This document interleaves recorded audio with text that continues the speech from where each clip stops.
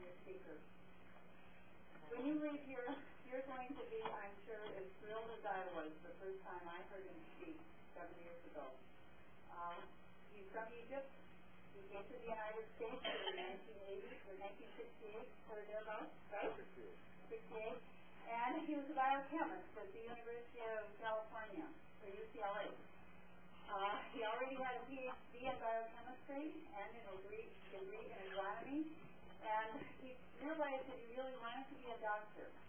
So he couldn't get into the United States. He went to Mexico and got his MD at the University of Guadalajara. Right? And then he was just a general practitioner. So at Reese Presbyterian Hospital in Chicago, he did his internal medicine residency, then his cardiology residency, and he is absolutely the most brilliant doctor I have ever met in my entire life. And for you who are new here tonight, you really have a treat in store for you. In spite of the fact that I'm an EdTech and an EEG technician, I'm really looking forward to tonight's lecture because I don't know a great deal about Lyme disease and Epstein Barr and all that, and I am truly looking forward to hearing what Dr. Nasr has to say. So on this whole evening, give a warm Wisconsin welcome to Dr. Mohamed.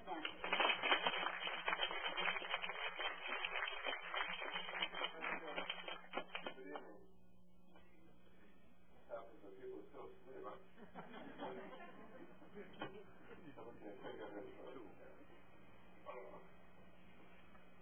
Okay. Can everybody hear me in the back?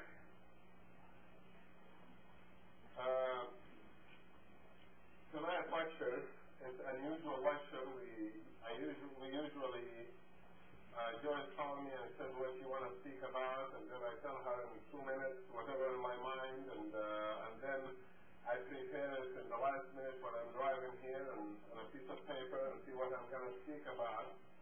And that's usually every lecture that way. Usually the topics I select are the topics that bother the people the most, and that nutrition can do a lot for people. I try not to select the topics that they are incurable or topics that they very depressing that you can't do anything about. Most of the lectures we give right here usually that's the curable diseases that we can do something about it, we can get it over, and we move ahead. These topics, there's nothing in the medical books about it. There's nothing in nutritional books about it. For that reason, I get lots of calls after I give a lecture like this right here from Los Angeles or Phoenix or Florida or Miami to come and give the same lectures. And sometimes they do, sometimes I just don't have the time to do it. And they give the videos, whatever they do.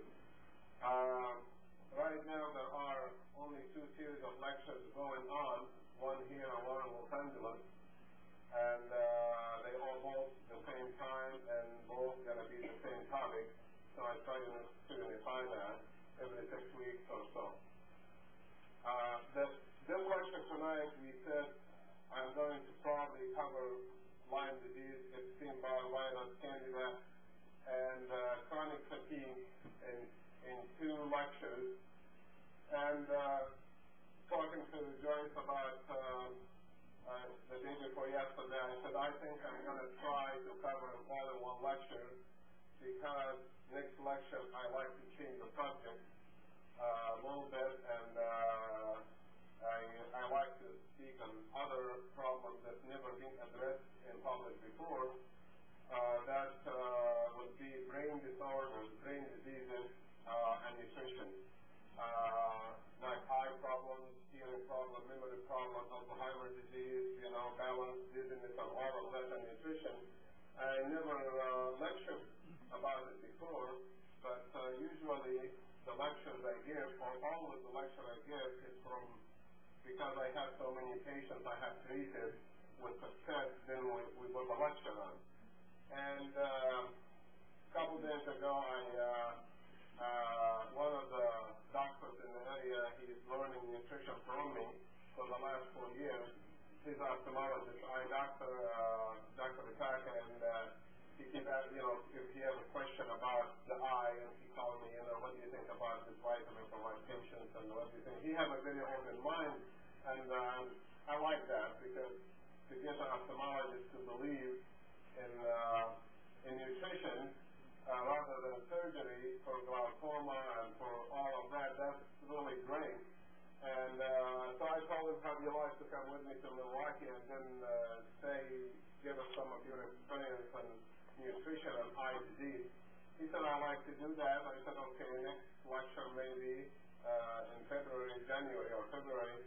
I take you with me there, and I will give most of the lecture and let him talk a little bit about what his experiences are. What we're trying to do here, we're trying to bring the nutrition,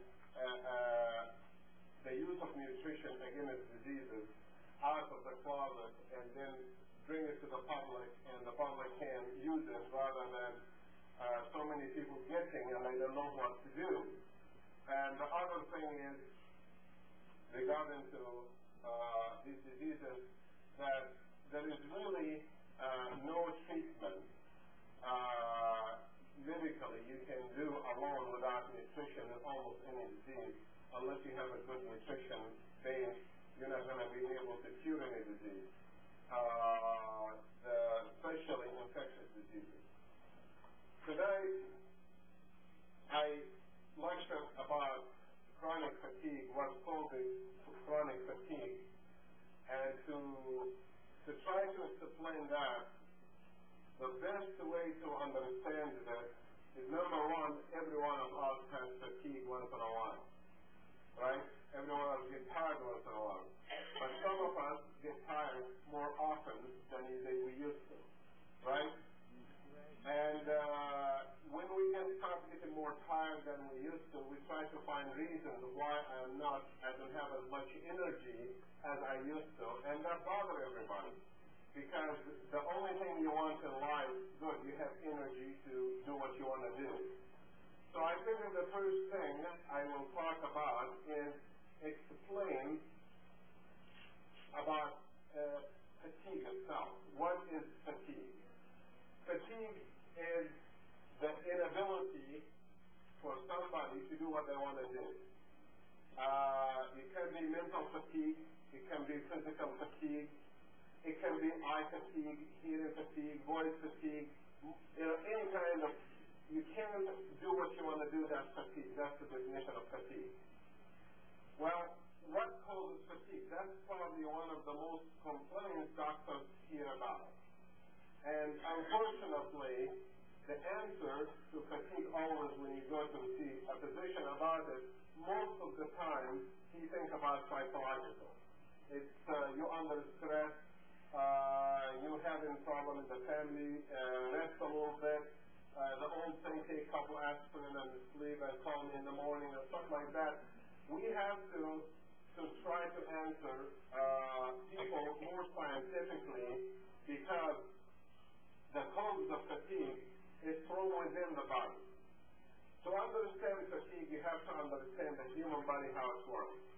The human body is built from skeleton, which is bone, and that bone is covered with tissue.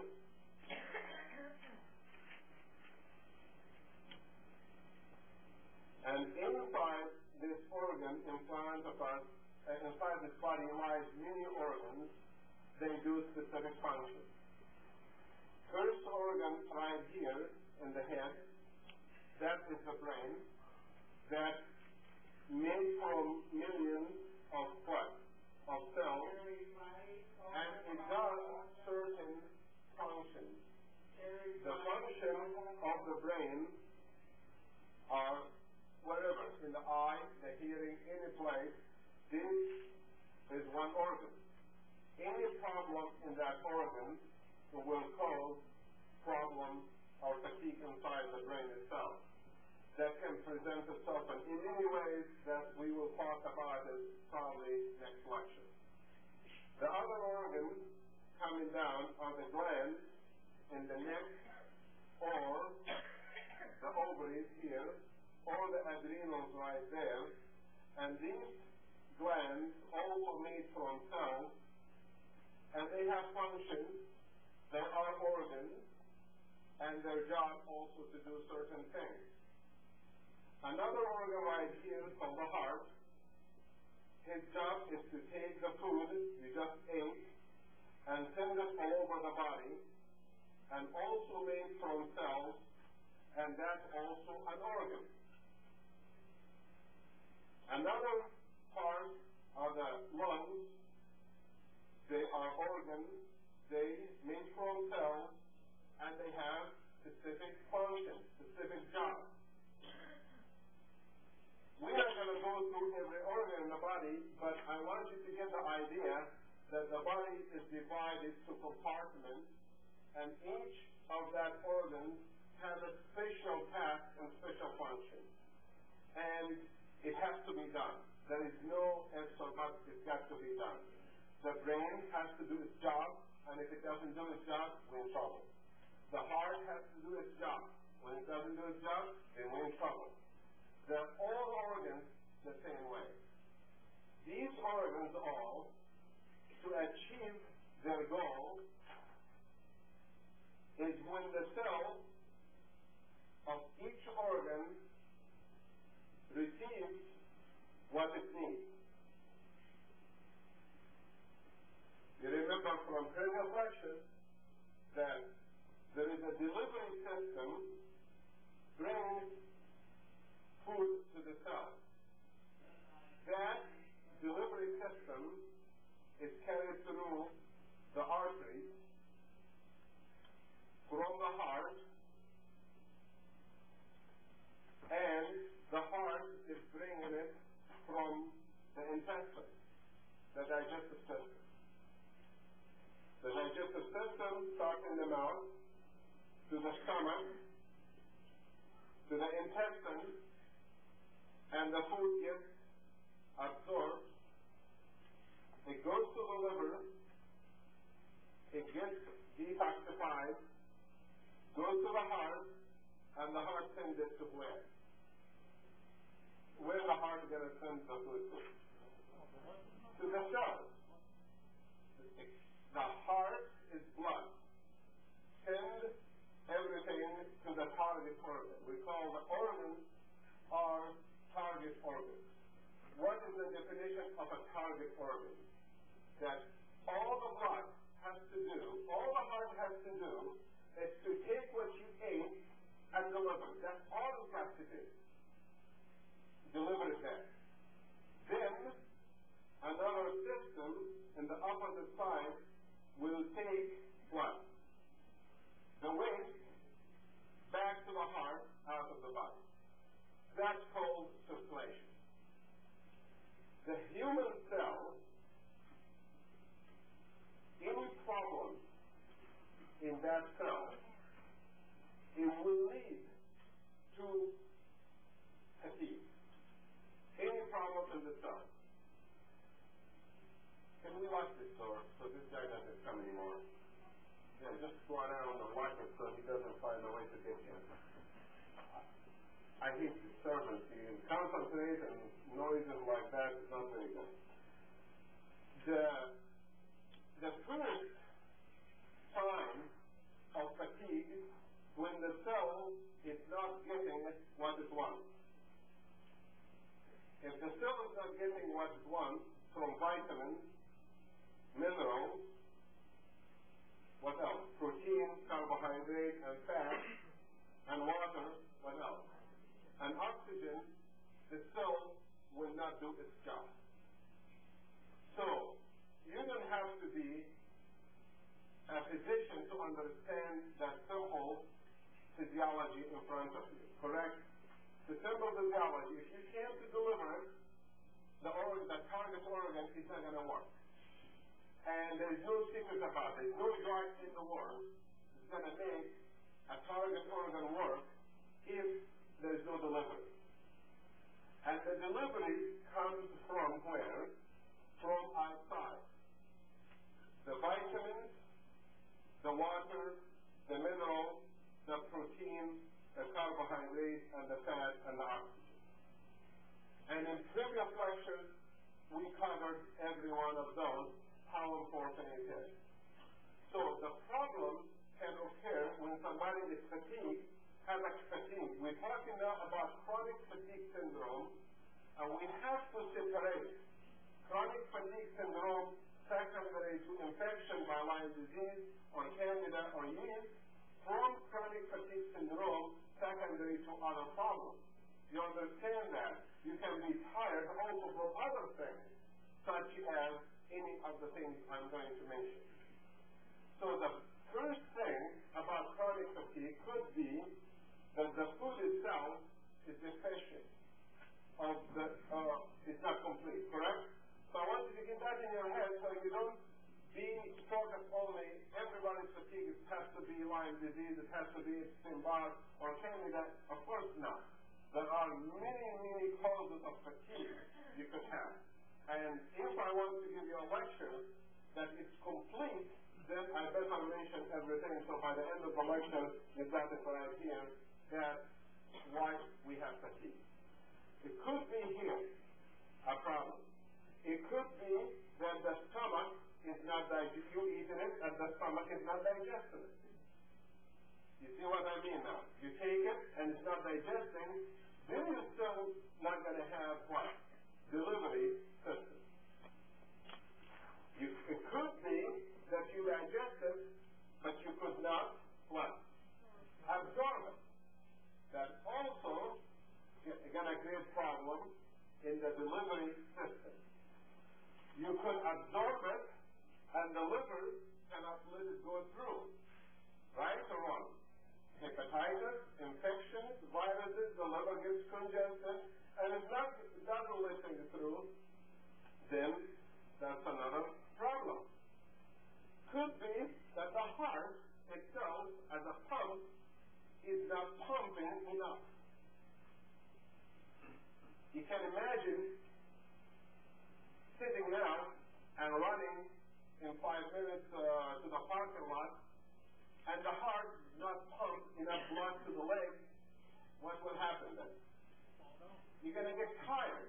You're going to get fatigued because there is no delivery there. And it could be that the heart is delivering, but the pipes, the arteries are plugged. See how simple it is to make a diagnosis. Making a diagnosis of a problem is very simple if common sense by the internist is used. When common sense is not used by the doctor or the patient, then the loser always the patient. And I guarantee that. I was given a lecture 2 weeks ago in California. This lady came to me and said, my daughter-in-law has hemorrhagic cystitis, means infection in the bladder, some germ in her bladder. She's young. I don't know exactly how young, but anything below 50 is young, anything above 50 to 70 is middle age, 70 and above, we're getting there. So she's kind of like, she's about 30 or 25 or 30, something like that. She said she had an infection, and the doctor wanted to put a bag, divert, and give her a urine bag to urinate in, connect to the bladder to the kidney to a bag. And then I don't like the drastic thing like that, because I've been in practice for so long, I've seen more patients than probably any doctor I've seen, and I never done that. Well, why didn't I see so many hemorrhagic cystitis, and I never had to do this surgery and bladder and plastic bags and all of that? I said, it's very difficult for me to believe that she has an infection the doctor can get rid of. This infection is so easy to cure.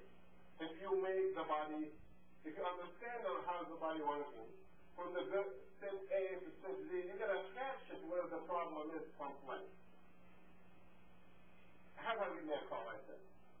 She called me today. I returned her call, and she said, I've seen every doctor before I even called. I've seen every doctor. My doctor in Beverly Hills, she is the best. What can you do? She cannot do. I said, well, you have an infection, and vitamin C can be used, and antibiotics, and I think you're too young for such major surgery. She said, I think my doctor knows everything, and if she didn't do it,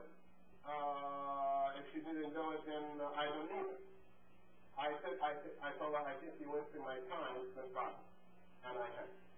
Okay, because that is a person, stupid, with closed mind, brainwashed, willing to take a bag, and we have here in these people in front of me, I have here patients that 5 years ago, without mentioning names, they came to me because all the intestine has to be removed, because they're bleeding. They have severe Crohn's disease and severe ulcerative colitis. And we have succeeded so far of protecting these people from that surgery. Surgery is the easiest thing we can do.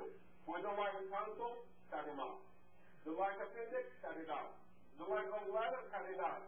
You can't do that. You can't just keep cutting everything off you don't like, because there is nothing going to be left. I'm a believer that the human body is very powerful, and I studied from 1959, when I finished high school, until 1982 in university, all the time, and I still feel I know very little.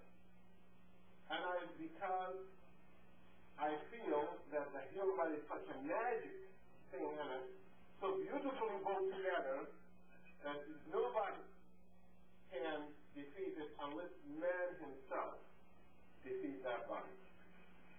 So what we have here, I guess we have a problem in the sound system.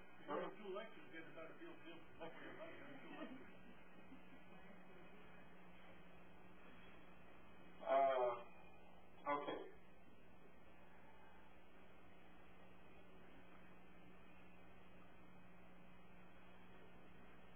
This is really disturbing when I can't concentrate and give him the lesson I wanted to get. Where was I? I forgot.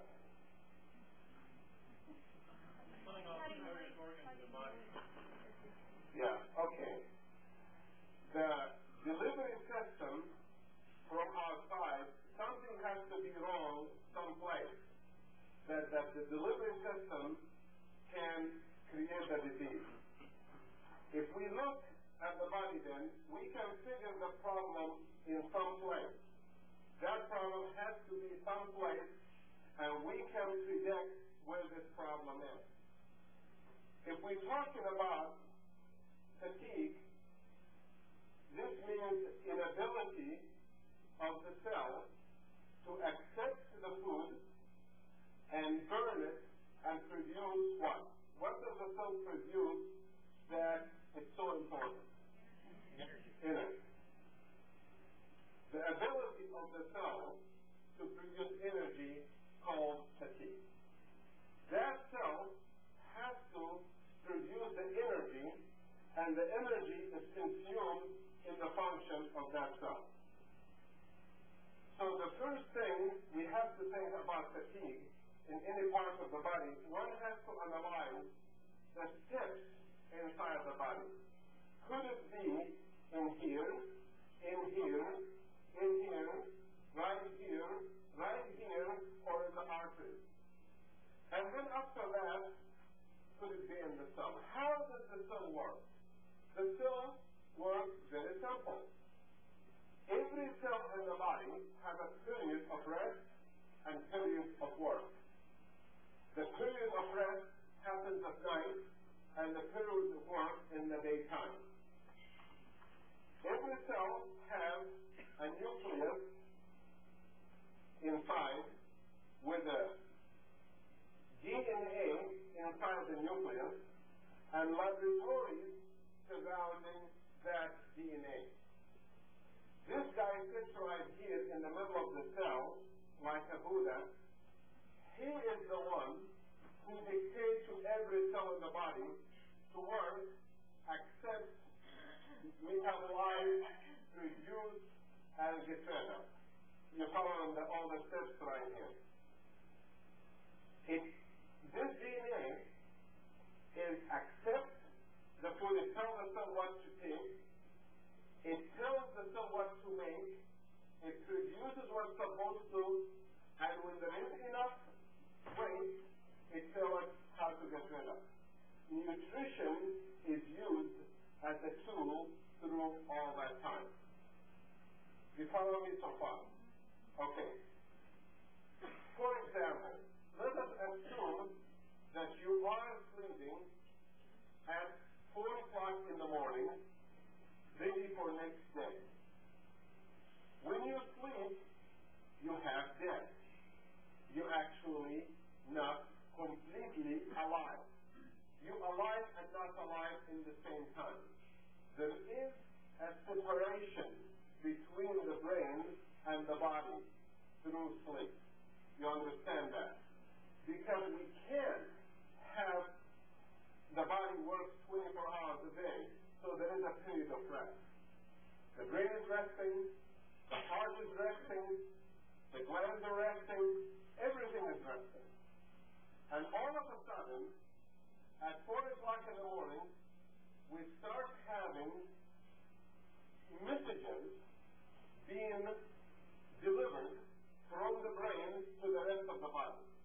The pituitary gland starts waking up and starts sending these little messages through a telephone wire, through the body, through the circulation, those things called hormones.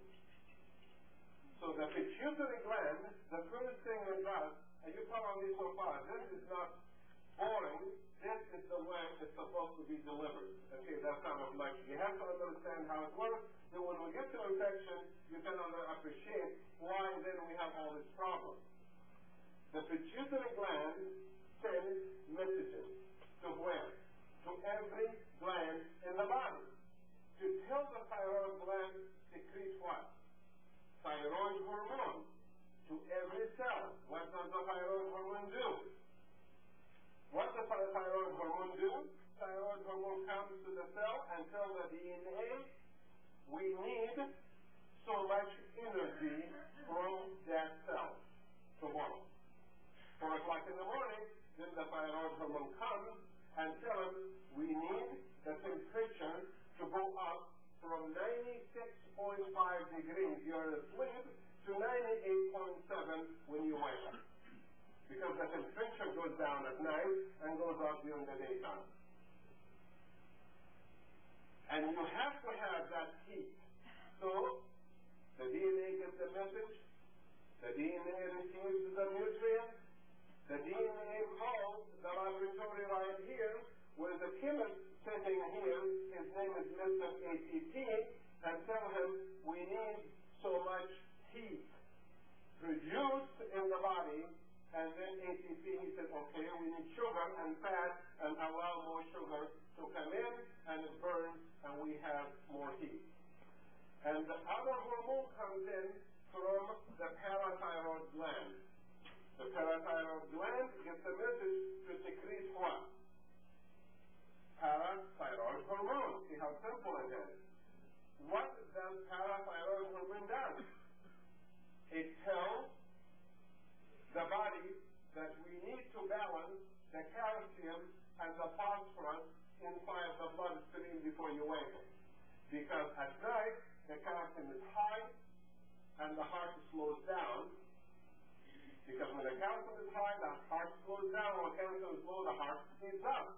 And when you wake up, as your heart rate goes up from 45 to 85, you need to balance the calcium. And the hormone will come in and tell the DNA we need to get the calcium inside the cell and get the phosphorus outside. Calcium doesn't disappear. It just hides inside in the daytime, go outside at night. And that's how the body works. The body doesn't just secrete things. Take things and hide it and release it.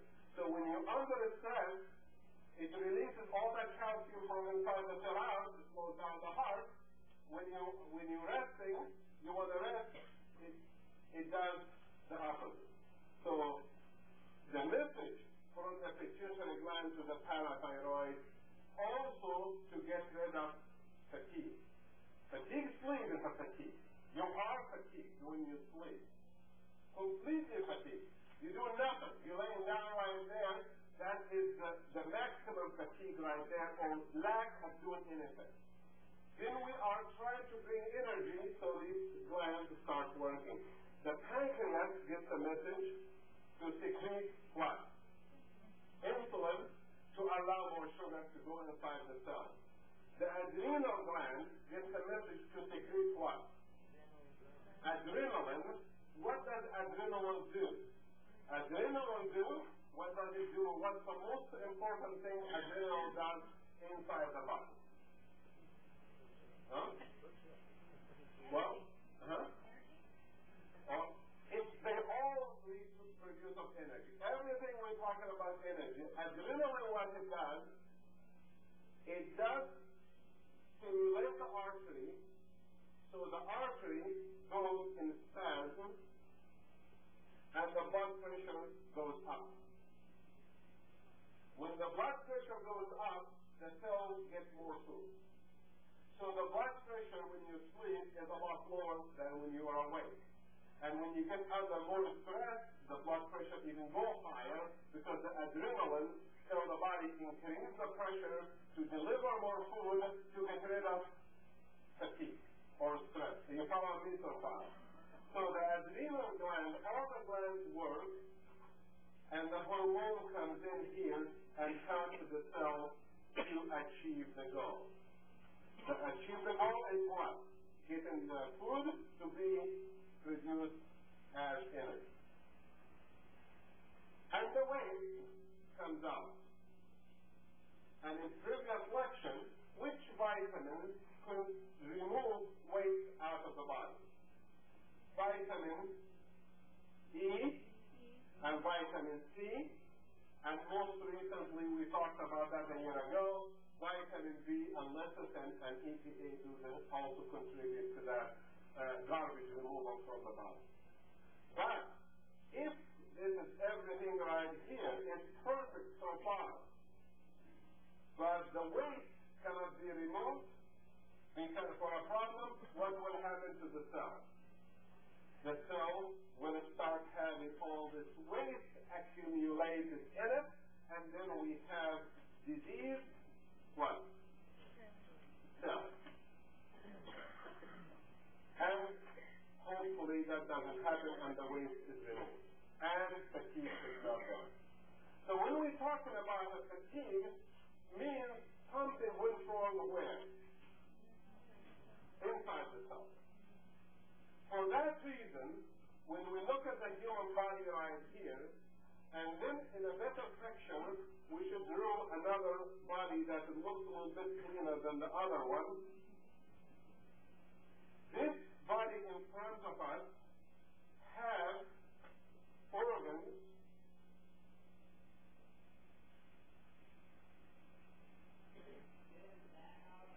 all these organs, and the bone itself is an organ too, and all these organs, what do they do then? What is the function of those organs? They get food and produce energy. The energy can be converted to making hormones.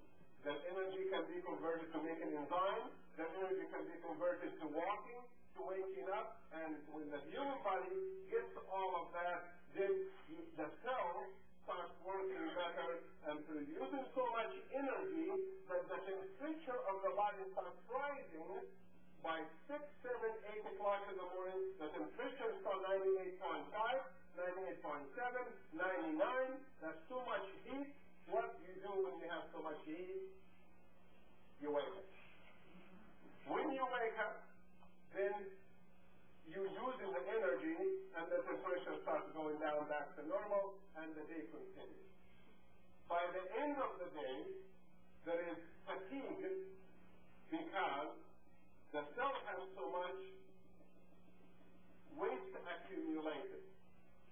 When there is so much waste accumulated in the cell after working 8 hours, 10 hours, 12 hours, 14 hours, whatever, it's either mental work or physical or whatever work, then the human body cannot do two things in one time. You can't feed the cell with produce energy and get rid of the waste at the same time. It doesn't do that. Either clean the waste or make it energy. So, when the waste starts accumulating, then this guy here, call this guy here, he says, stop producing energy. Then this guy here calls the pituitary gland, tells the pituitary shut down. Then the pituitary calls the thyroid, tells the thyroid shut down. Then the thyroid and the adrenal shut down and all of that. And then by 9 o'clock or 8 o'clock or 9 o'clock at night, you start yawning. You start getting tired, falling to sleep, which is normal. Children are the best example babies on that. They wake up very active. By the end of the day, they poop, they want to go to sleep. When they sleep, they sleep very deep, and they wake up again. But what happens then, everything shuts down, and the body gets rid of the waste. The waste comes out from the body to the liver, and the liver gets rid of it, or to the kidney, and the kidney gets rid of it. And you wake up in the morning again, you have to go to the bathroom, the waste comes out from the colon, from the urine, and everything, and then the body continues the same cycle again and again. If there is more waste keep accumulating inside that cell, eventually that cell develops what? Disease. So it depends which one. The human body then, because it is divided to organs, as you can see, there are something called the immune system. The immune system is the barrier that protects what? What is the most important thing in the human body? The human cell. It's designed, the immune system, to protect the what? Protect the cell. Every cell in the body from what? From disease, from outside. Suppose this guy has carbon monoxide. Suppose he smokes cigarettes and has nicotine. Suppose he drank alcohol. Suppose he has breathed the wrong stuff. All of these chemicals get inside the body, then it gets detoxified and removed out of the system before it reaches the cell. The liver does it, every cell, but it doesn't reach the cell. The human body is always exposed to enemies outside. Can the human body survive what's around it or not? Let us go back to, you don't have to believe, I believe in God, you don't have to be a believer in God to believe what I say is true, because it's true. The human race, God knows how long ago they came to earth when Adam came. Well, you have to believe there's one person started as one, because otherwise we have more people now. Okay, so they started with 2 people, man and woman, and they multiplied, correct? You see it now, you see the next 100 years are going to be more people, you know. So if it's a pyramid, it has to end with 2 people in the beginning. It would be impossible for me as a biochemist and a physiologist and an MD to believe that Adam lived 80 years and died. It's impossible he can produce enough children in that period of time to make the earth full of people. You follow me or not? There has to be something that they lived a lot longer than us. So the human body was created the same that day. It's the same human body now. It's no difference between Adam liver and our liver, kidney and kidney. It's the same thing. But there is a big difference. I think they have lived a lot more years than we lived in the last 100 years. I think some of them might must have lived 200, 300, 400, or 1,000 years. As a cardiologist, I can take a heart and treat it right, give it the nutrients, and remove the waste, and put it in a tube and can keep it alive for 1,000 years. Have we done that already or not? We've done it already. We have sperm banks, we have cell banks, we have organ banks, that we have organs from people died 40 years ago. They're still alive. And you follow me so far? So you got to believe in one thing, the body is so powerful. Just give it a chance and it will heal itself. But it's an equation. What you give, what you take, what you give, what you take, it's a balance between what comes in, what goes out, and what's left. You follow me so far? Yes. So it is a good idea then that we should be protected from chemicals, and there were chemicals in those days. There were volcanoes secreting sulfur and nitrogen and all of this in the air. There were germs, there were fungus, there was yeast, there were AIDS, there were viruses, there were Epstein. All of this were existing those days. It is true some bacteria changes gradually or some viruses change, but the basics were there. It takes about 20, 30 years for a virus just to change. And we had millions of kinds of viruses and millions of kinds of bacteria, so the earth was full of germs. And we are exposed not only to chemicals and germs, we are exposed to something, not a germ, we should call it a germ, but we call it parasite. What is a parasite? Life is a parasite. A fly can be considered a parasite. A parasite is something uses us to get food without working for it. That's the way nature works. You can't change it. If there is no use for them, they should have been vanished. They're smart enough to survive for millions of years by giving something for nothing. They call them parasites.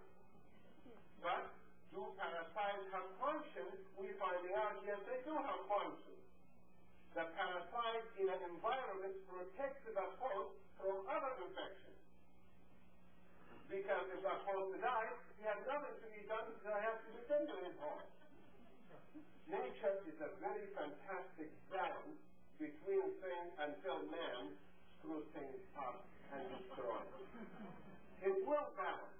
We don't have to kill 100,000 deers because they overpopulated. We don't have to go and eliminate so many kids or do this or do that. We don't have to do all that. Just let nature do its own thing, and it usually balances itself very well. We have chemicals, we have germs, we have parasites, and we have many other things. How does the body protect itself against this thing? Let us suppose that this is the cell, and we're going to make that cell a little bit smaller. And that cell in the bone, in the joint, or the heart, or the brain, or the liver, or any place. And the germ has to enter. Or the chemicals, the chemical or the germ or the parasite has to enter. How do they enter the body? They enter through skin. They enter through what else? The nose, the mouth, what else? Skin. The skin is right there. What else? The rectum, the ureters, and the vagina. And in the eye, even any place they can enter, they will enter. Some of these germs already living in the skin. Some of the germs already living inside the nose. some of the germs living inside the mouth, some of them living inside the rectum, some of them living in the ureters and the vagina. So you can't really sterilize the human body. Some of it's already there. These germs, when they try to enter the human body, which they do all the time, we call that infection. And all the time, there are some germs entering the body. If they enter from the nose, we could have symptoms. If it is bad, we might not have symptoms if it is mild. So if it's from the nose, you might have sneezing, you might have runny nose, you might have any symptoms to suggest there is a germ has entered through the nose. It is true, we are talking about Lyme disease, Epstein Barr, Candida, but it would be nice if I can expand the lecture to cover every germ, every virus, and every disease affects the body. And you follow me or not? So the same thing can apply to more than just one thing we're going to be speaking about. When this enters through the skin, they can give us symptoms, but they might not give us any symptoms. Correct or no? Many times the germ enters, we don't know it's there. It can enter through the mouth, you might have a sore throat, or you might not. It can enter through the lungs, you might cough, or you might not. It can enter through the rectum, you might have diarrhea, or you might not. And the urine and all of these places. But the final result that the bacteria or the virus enter the body. Germs are divided to several things. A virus, a bacteria, and fungus. What is the difference between a virus and a bacteria? Anybody have any idea? Okay. A bacteria is one cell. It's one cell. Capable of making somebody sick. There is the round bacteria. We call it gram-negative. There is the round bacteria. We call it gram-positive. There is the bacteria that looks like this. There is a bacteria that looks like this. There is a bacteria that looks like this. It has legs like that, a mustache and everything. They all come in different shapes. What is a virus? The bacteria have a nucleus, DNA, and have a laboratory that tell us we need energy and take food from outside to make energy. What is a virus? A virus is a nucleus of a cell without a cell. You follow me so far or not? It is the nucleus, the DNA that I talked about before, or the RNA, which around him right here, without anything covering them. That's called a virus. A virus, because it is a DNA or RNA, they can penetrate any cell and live inside it. Because they are part of components of the cell itself. And the cell might not be able to identify the foreign DNA, which is a virus, from local DNA, which is your own DNA. And that is the definition of a virus. This thing was created on Earth. It has to be a virus first. Because life came from DNA and RNA. So it must be a virus. Some of you who know a little bit about physics or chemistry have to agree with that, because you cannot create a life unless you formulate DNA and RNA first. You can't do that. That's life. So, to prove that, science has studied everything. We find out that virus is in every place. And we find out even that when Halley Comet came close to Earth last year or the year before, I don't remember, when they sent the probe to test the cloud around it, the cloud made lots of it from DNA and RNA. There were live DNA and viruses around that comet going from a planet to planet.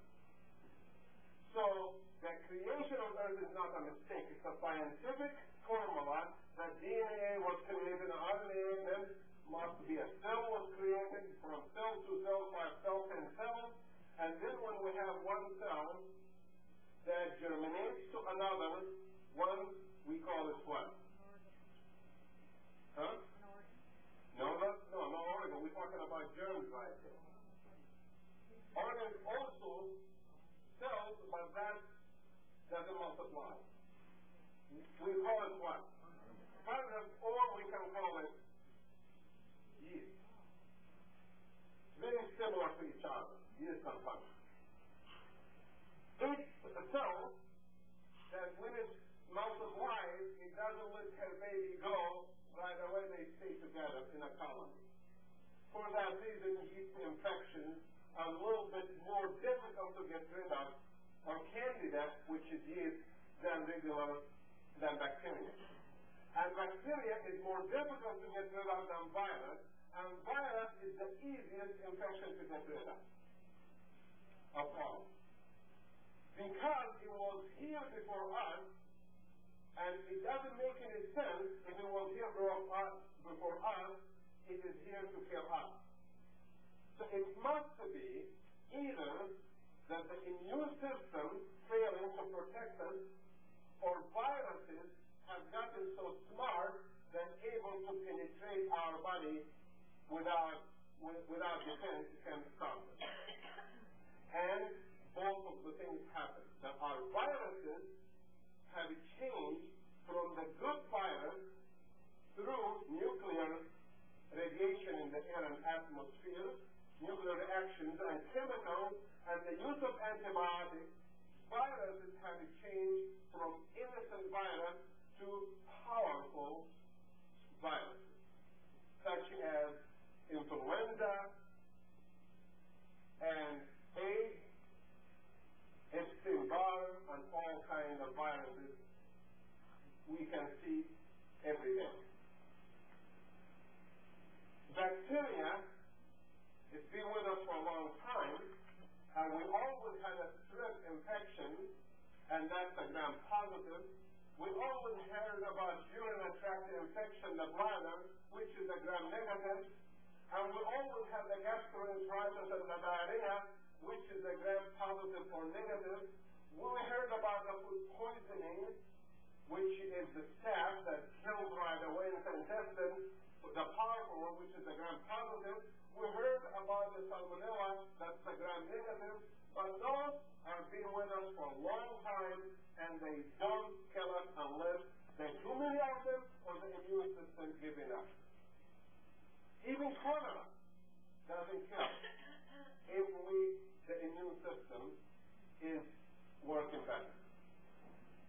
Then we develop, with these germs start invading the body, and we start having problems, we start having more infection, then we develop a vaccine that it can teach the body how to fight back, and the vaccine has succeeded against certain bacteria like diphtheria and polio and tetanus and certain viruses, but we cannot have a vaccine about everything because we don't understand the viruses completely yet.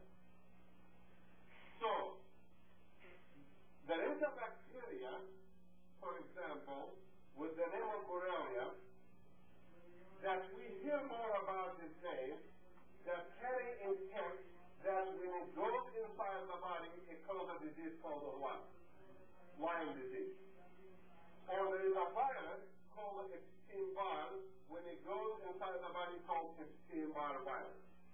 Or there is a candida that we hear a lot about, and that's a joke, because candida is not our friend, is not our enemy, and then Many allergists have considered it our enemy and tried to kill the candida. Remember, you can kill yeast up to a certain extent. You can kill bacteria up to a certain extent, but we should never kill all the bacteria and all the yeast out of the human body. Because the same drug that it can kill all the yeast and all the bacteria, it can kill the human body itself. These germs surrounded us. When they enter the body, what do? Here comes a bacteria like the Borrelia, which looks like this, like a snake. Or here comes a virus that looks like this, we call Epstein Barr virus. Or here comes a cell that multiplies like this, we call it what? A yeast or candida. And they all can come from outside through text, or through our air, through air filters or anything, or they can be with us all the time and we don't know. When they enter the human body, there are 3 lines of defense before they reach their current organ. What is the goal of a bacteria when it enters the body? What do you think their goal is? To survive. The goal is to get in a place that's warm, that's inside the body, one temperature, there is plenty of vitamins and minerals and carbohydrates and fat and water and oxygen, and there is no current going in and out to take them and displace them. Where this should be done? What do they think about? Going inside what? Inside the cell. That's what they look for. They enter the blood, because in the bloodstream, they don't want to be there. Number 1 is moving fast 15 miles an hour. Number 2, it is full of defenses like the white blood cells and others. And number 3, the temperature changes all the time, and there is no constant environment. That's not nice. So they seek to get some place. They get to the joint and cause infection like rheumatoid arthritis, or get in the heart, cause rheumatic fever, or get in the brain and cause headaches and encephalitis, or get in the kidney and cause pyelonephritis, or get in the bladder and cause bladder infection. Whatever it's going to be, they're going to be in a very nice place called the human cell. To protect the body against the human cell, there are steps they have to pass. They have to go step 1, step 2, and step 3. And if they can do that, good for them, because that body is no good. And once they reach the target organ, then the person will start having symptoms or signs. What's the difference between a symptom and a sign? What's the difference between a symptom? A symptom is what you feel. In the eye pain, in the headache, in the heart pain, in the skin itching, in the bladder this, in the stomach this, that's symptoms. That can be from infection or can be from anything else too. Inside the body. Chest pain can be from a virus, infection in the lungs, or pneumonia, but also can be from a heart attack, which has nothing to do with infection. You understand that? And cramps in the uterus, right here on the abdomen, can be from infection, but also can be from a period or PMS or gas or something else. So we cannot depend on symptoms, then we look for signs. Signs is the job of the doctor. Symptom is the job of the patient to tell us.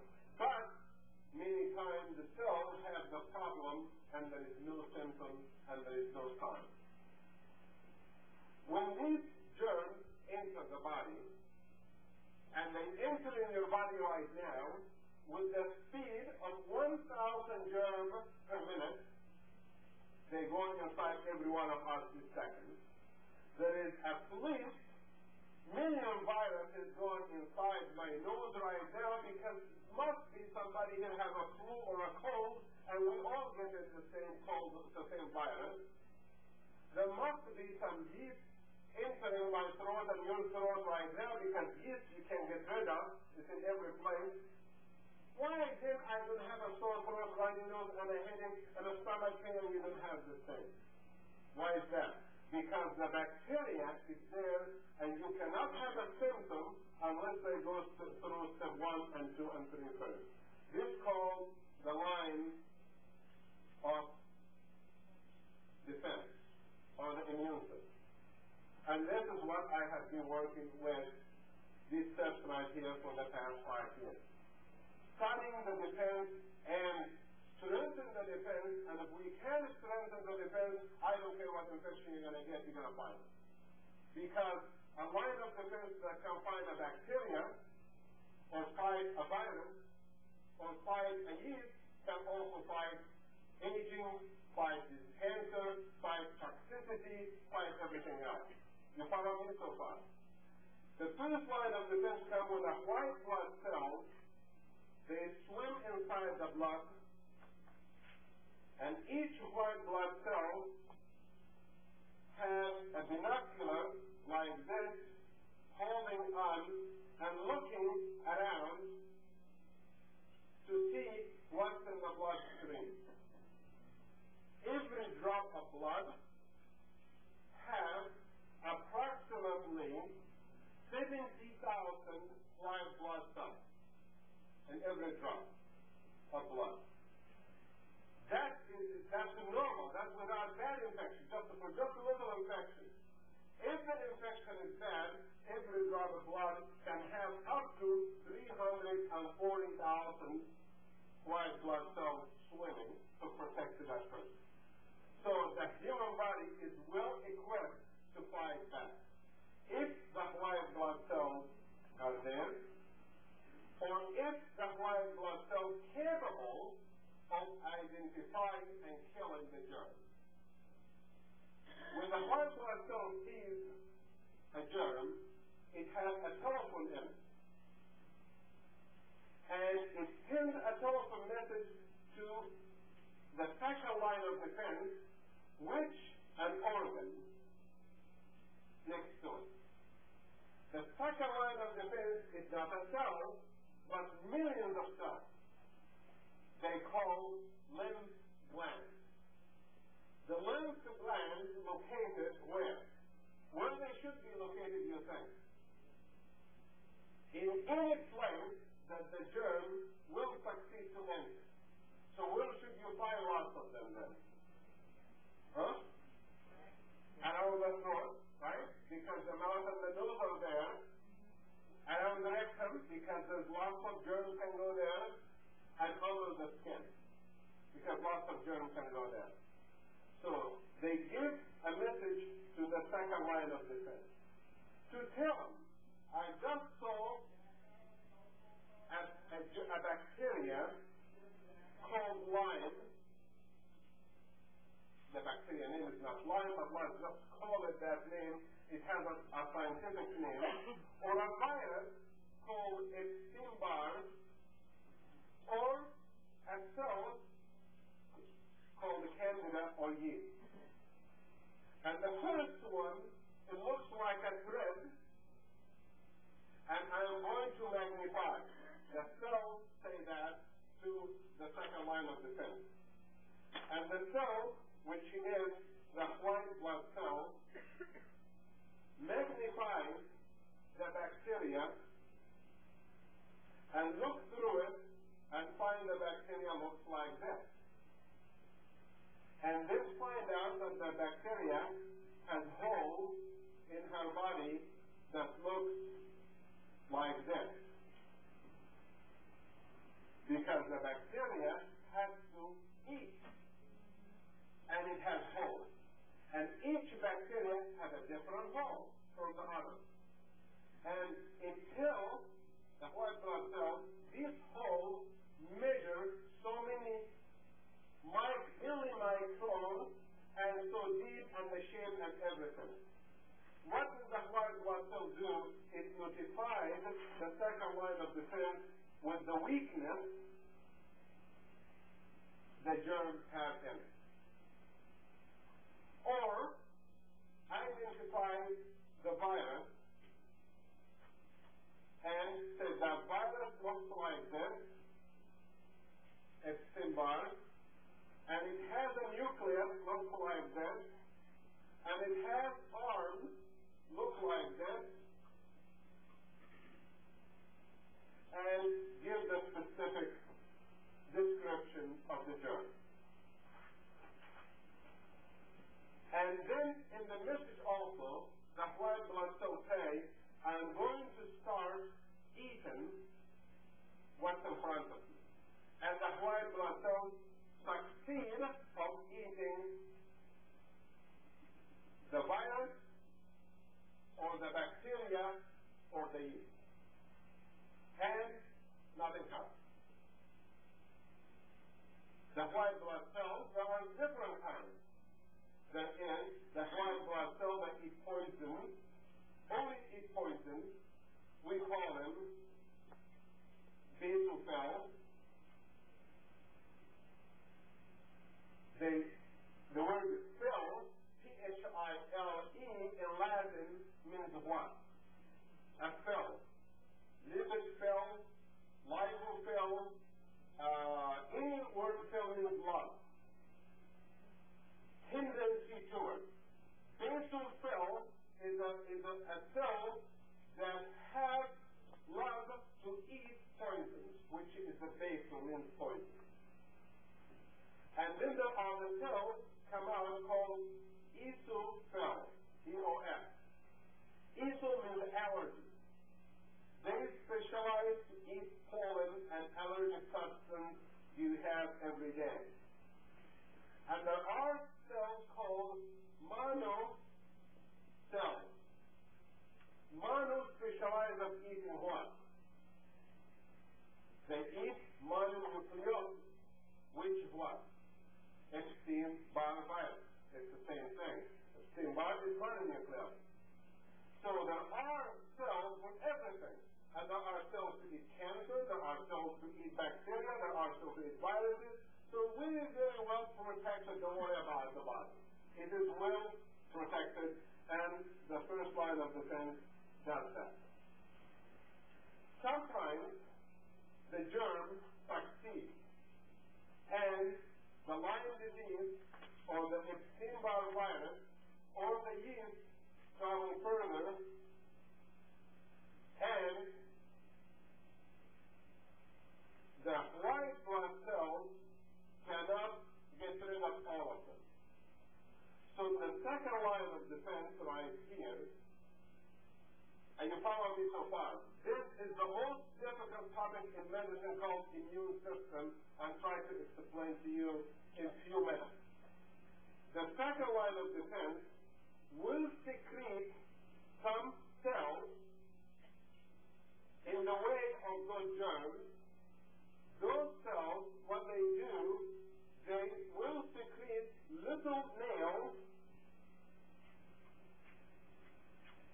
the same shape of the hole that exists in the body of the enemy.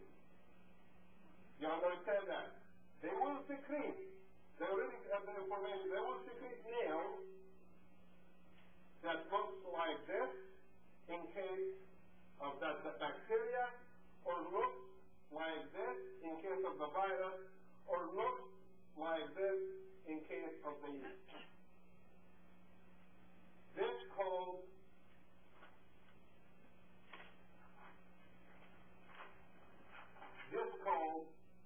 the helper cell. Their job is to cover the germ with a protein they make that sticks to the body of the germ called complement system. That's the immune system. Then, if when the bacteria passes or the virus through stage cell 3, there are cells waiting circulating right here, we call them the killer cells. And the killer cells are very smart. All they do, they will take this and fit it in this and fill all the holes right here and shut all the holes around the germ. So the germs cannot what? Cannot eat. Not only they do that, we've seen them do even more than that. We don't know how they do it so far. We've seen them for some reason connect chains like this of one over the other. As it seems, they're not satisfied with one. They just pile it up, and within a few minutes, all we see is an explosion, and this right here breaks in pieces. The virus, or the bacteria, or the yeast. This is called the killer cells that they protect us against cancer. And in patients that we check the immune system in the white blood cells, we check the immune globulins and the T cells and the helper cells and killer cells, and when we find somebody has a very low white blood cells, very low helper cells, very low killer cells, we tell that person what? What would you tell that person? You're going to get some infection. You're going to have a problem. And you're probably right most of the time, because if those, we cannot see them under the microscope, then most likely that person is going to get sick, going to have infection. When this bacteria or virus reach the target cell, the cells, what do they do?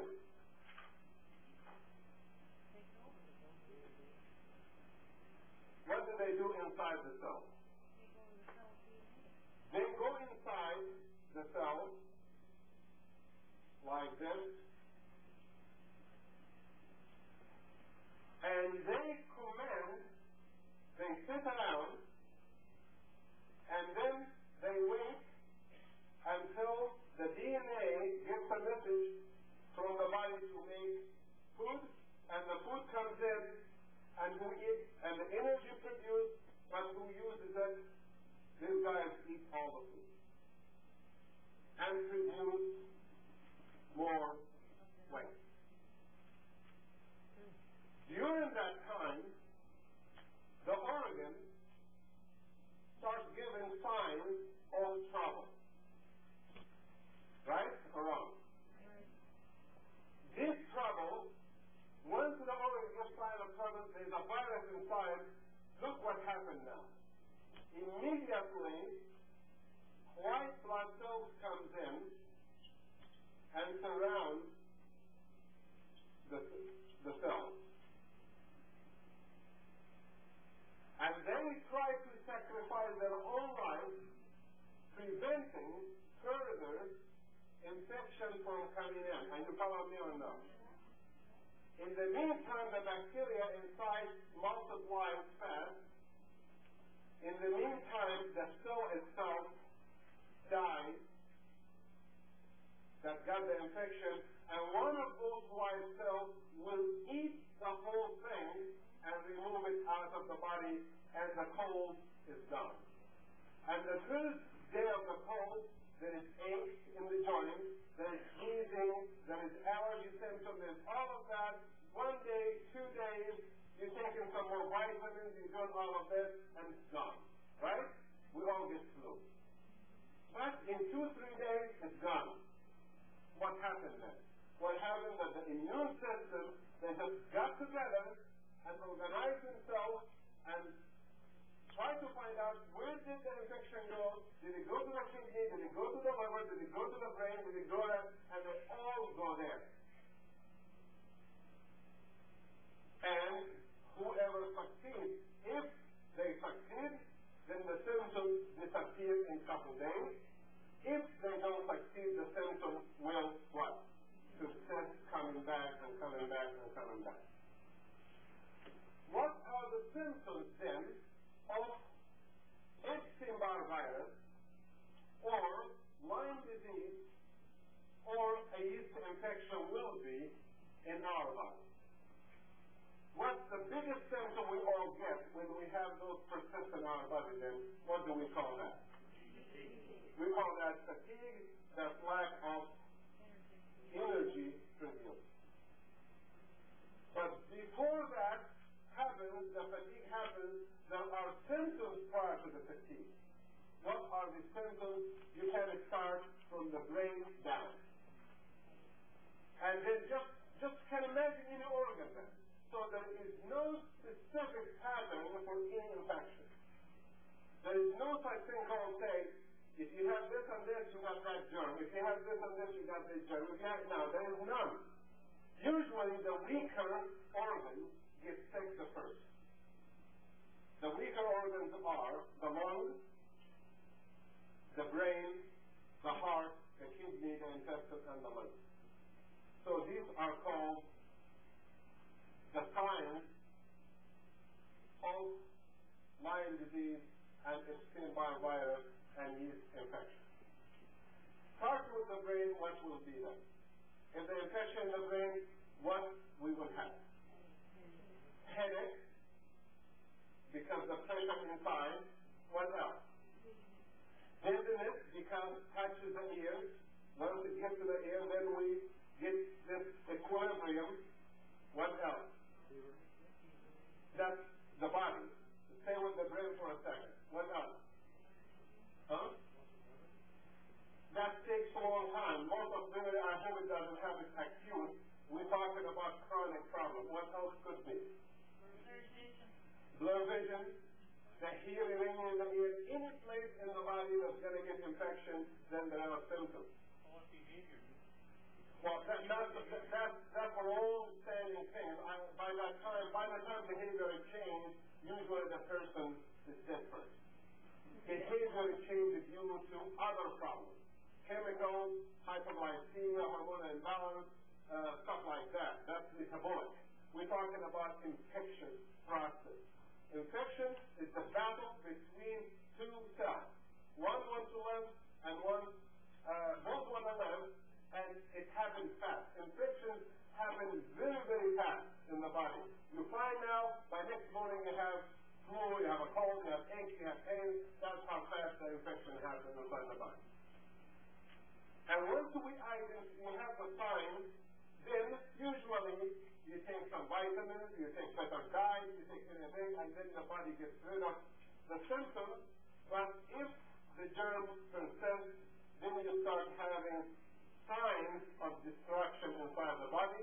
There is sign of brain damage, sign of a heart problem, sign of a kidney problem, pneumonia in the chest X-ray, arthritis, and all of that. But before signs occur, the symptoms usually is transit. We call it migratory. Means you have one symptom, then another, then another, then another, then another, and it takes about between a week to 3 years to develop a sign. Some of the immune system keeps fighting for 3 years before you show it. Like in AIDS, for example, it can sit in the body for 5 years. Why does AIDS kill somebody in a month and somebody in 6 years? Why is that? Because the immune system in the one for 6 years keeps trying very hard to keep extending his life, and the virus keeps multiplying and keep fighting back and forth. And this is the job of the doctor at that time, is to do, number one, identify the infection, what kind, and until only this year we could not identify any infections before. Until this year we couldn't identify Epstein Barr very accurately. We could not identify Lyme disease very accurately. And even years ago we could not identify it very accurately. But now through the taking blood samples and measuring the helper cell and killer cell and antibodies and antigens and all of that, we'll be able to tell which infection the person has and then what kind of a treatment we should give to help the son. And the treatment, it depends on the infection. But the treatment is very simple. Start with this. First of all, we have to be sure that the person is eating better food. And better food has to be falling within this program. This here, Epstein Barr infection, a yeast infection, or Lyme infection. If the diagnosis has already been established, the treatment has to be first medically. Means of what medically? Somebody has a fever, we have to give antibiotics, we have to give something to lower the fever, we have to help that person because the immune system cannot do it alone most of the time. Then we go to the diet itself. We give these people better nutrition, vitamins like vitamin C, vitamin E, and all the vitamins the body needs, vegetable protein, more starches, oil, and all of the stuff we have talked about before. Give the person better rest to get rid of. Rest is a good way for the body to heal. Animals, cats and dogs, what do when they get sick? They take a period of time, sometimes 3 days, they sleep because the body healing itself from within. This period of rest, we get rid of the stress with exercise, we can get rid of the stress with medicine, with medication, with any way we can get rid of the stress that aggravates the body and get rid of the toxicity or the chemical that person exposed to. And when we did all of that, we find out that these diseases start responding very well and the person starts having a better result. When we start to look at the food that people eat, we find most of the time when they're sick, they cannot digest and absorb it properly. So what we have done, we give them extra intravenous vitamins and minerals to help the immune system. Not every single day, not 3 times a day, but maybe once a week, maybe every other day, maybe once a month. It depends how much they need. And in about a period between 2 weeks to 6 months, usually there is a change for the best. It depends how bad is the person and how bad is the organ, the organs inside the body. I have some people right here have some of these problems. I like anybody who has a Lyme disease here to give me the symptoms that some people I treated, and probably you can tell us. You want to come here and talk about it? We selected today to do something different. Just take somebody who has some problem and see what was the symptoms and what they did about it. Well, first of all, I don't know just how I contracted this disease. At first I thought when people were talking about Lyme disease, I thought it was from eating too much slime. And I thought, I wish it were that. And it wasn't spelled L-I, it was L-Y. I just remember last February we took a vacation and went to Arizona. And the first couple of days was fine, we were having a good time, and all of a sudden, about 3 days later, I noticed, I woke up one morning and I was really sick. I had every symptom of the flu that you could think of. And I don't get flu or other things otherwise. But I was really, really sick that day. And I was sick for about 2 or 3 days and had to stay in bed. And that's not really much of a vacation. I stayed in bed, of course, on those 2 days. And I wasn't really feeling good all the while. I remembered that I was lying out to get a suntan on the lawn, and right nearby was a great big man-made sort of fountain. And there were all kinds of these beautiful black ducks with these red bills, and there were maybe some geese and whatever. And they were all sunning in the same place, so I probably thought, well, maybe that's how I contracted it. I think that now, but then I didn't know anything about that. Then from February to June, I just wasn't feeling good. I just did all I could, just the little bit that I could, I should say, and managed to do just some daily things, but I knew I wasn't feeling good. So I went to Dr. Nasr, and I told him all about my symptoms, and I said, I just don't feel good. Now, I know a rash is supposed to be one of the symptoms. If I had that, I might have said, okay, here's some rash that I had. I did it something else in the film of this, but he wanted to be real sure it wasn't the circular rash that looks like a bullseye that you'll get. But I really didn't think. I think that was just one of it, but he wanted to be sure, so he gave me tetracycline. I was so fatigued that after I got up in the morning, I was up a couple hours, and I was ready to go back to bed. And I felt real guilty because I was not that type of person. I was really active all the time. But I had to take my naps. And I really, like I say, I felt guilty. I shouldn't have, but I did have to take my naps. Fever. I had low-grade fever all the time. And you know how hot it was this summer. I guess you all realize that. And I was really hotter because I had this fever constantly. Headache. Oh. I thought my head was coming off. It was really, really terrible. And in the back of the head, right in the same part, your head just felt, the pressure was so terrible that you felt like you were in a vice. It was not very comfortable at all. And talk about the neck. That was really, really sore. Very sore, very stiff. And it wasn't from necking either.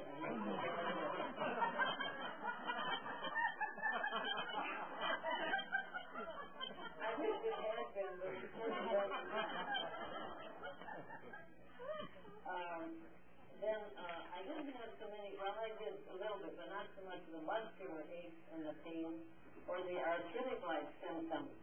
But I am feeling those now.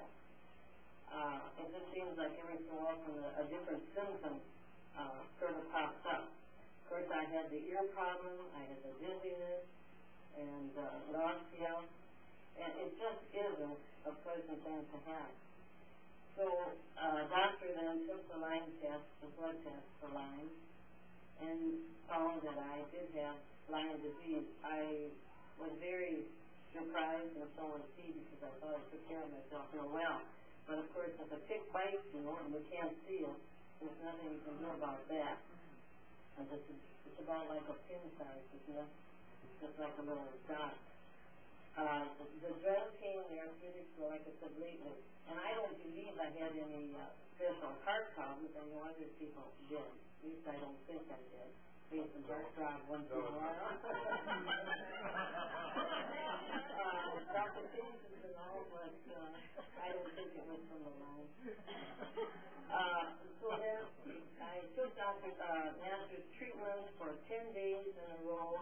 He wouldn't even let me take off on a Saturday and Sunday, and the clinic was closed, so then I had to go down to Hoffman Estates, which is about 2 hours from home, but it was worth it. We went 2 days in a row for that. I certainly realized after the treatments were helping, he didn't have to take a second test. He took the second test and it showed that I had improved because of the treatment, but I know I wouldn't have had to have a second test because I was able to do function. And now, just recently, I called him and I said, well, I'm not feeling so good again. He said, anytime you get a symptom, just come down, take a treatment. So I was just down here last Tuesday. And I must say, these last couple of days, I have not taken my nap. I've been working outside with my husband, trimming the yard for, lights for Christmas. I would not wish this on anybody. But if it weren't for a doctor, I don't know what I would have done. I probably would. Thank you. Thank you very much. Okay, because of the time element, I would like to ask somebody who has Lyme disease, Epstein Barr virus, one of my patients, to come forward here. I don't know who's going to volunteer. You want to talk, Jen? Okay. She wants to, she shake her head, but what can you do?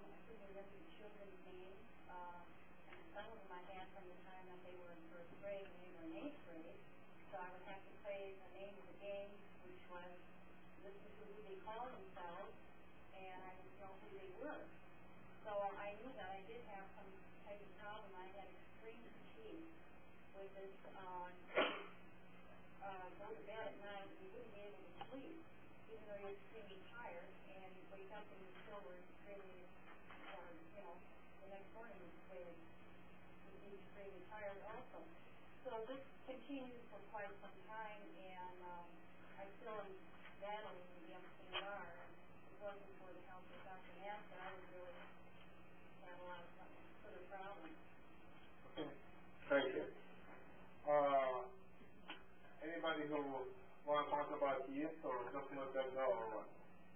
Anybody here want to do that? Okay. Well, I'm going to close the lecture by saying this. It is not what I have done to them or to anyone that has really achieved the result.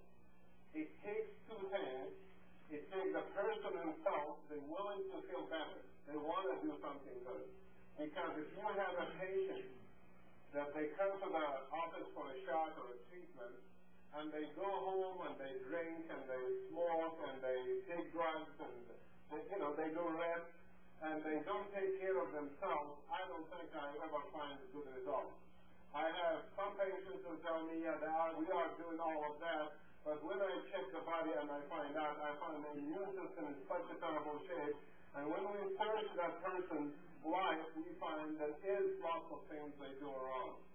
So to make a summary to these diseases, that the most important thing in all disease is the prevention. I have said that for many years.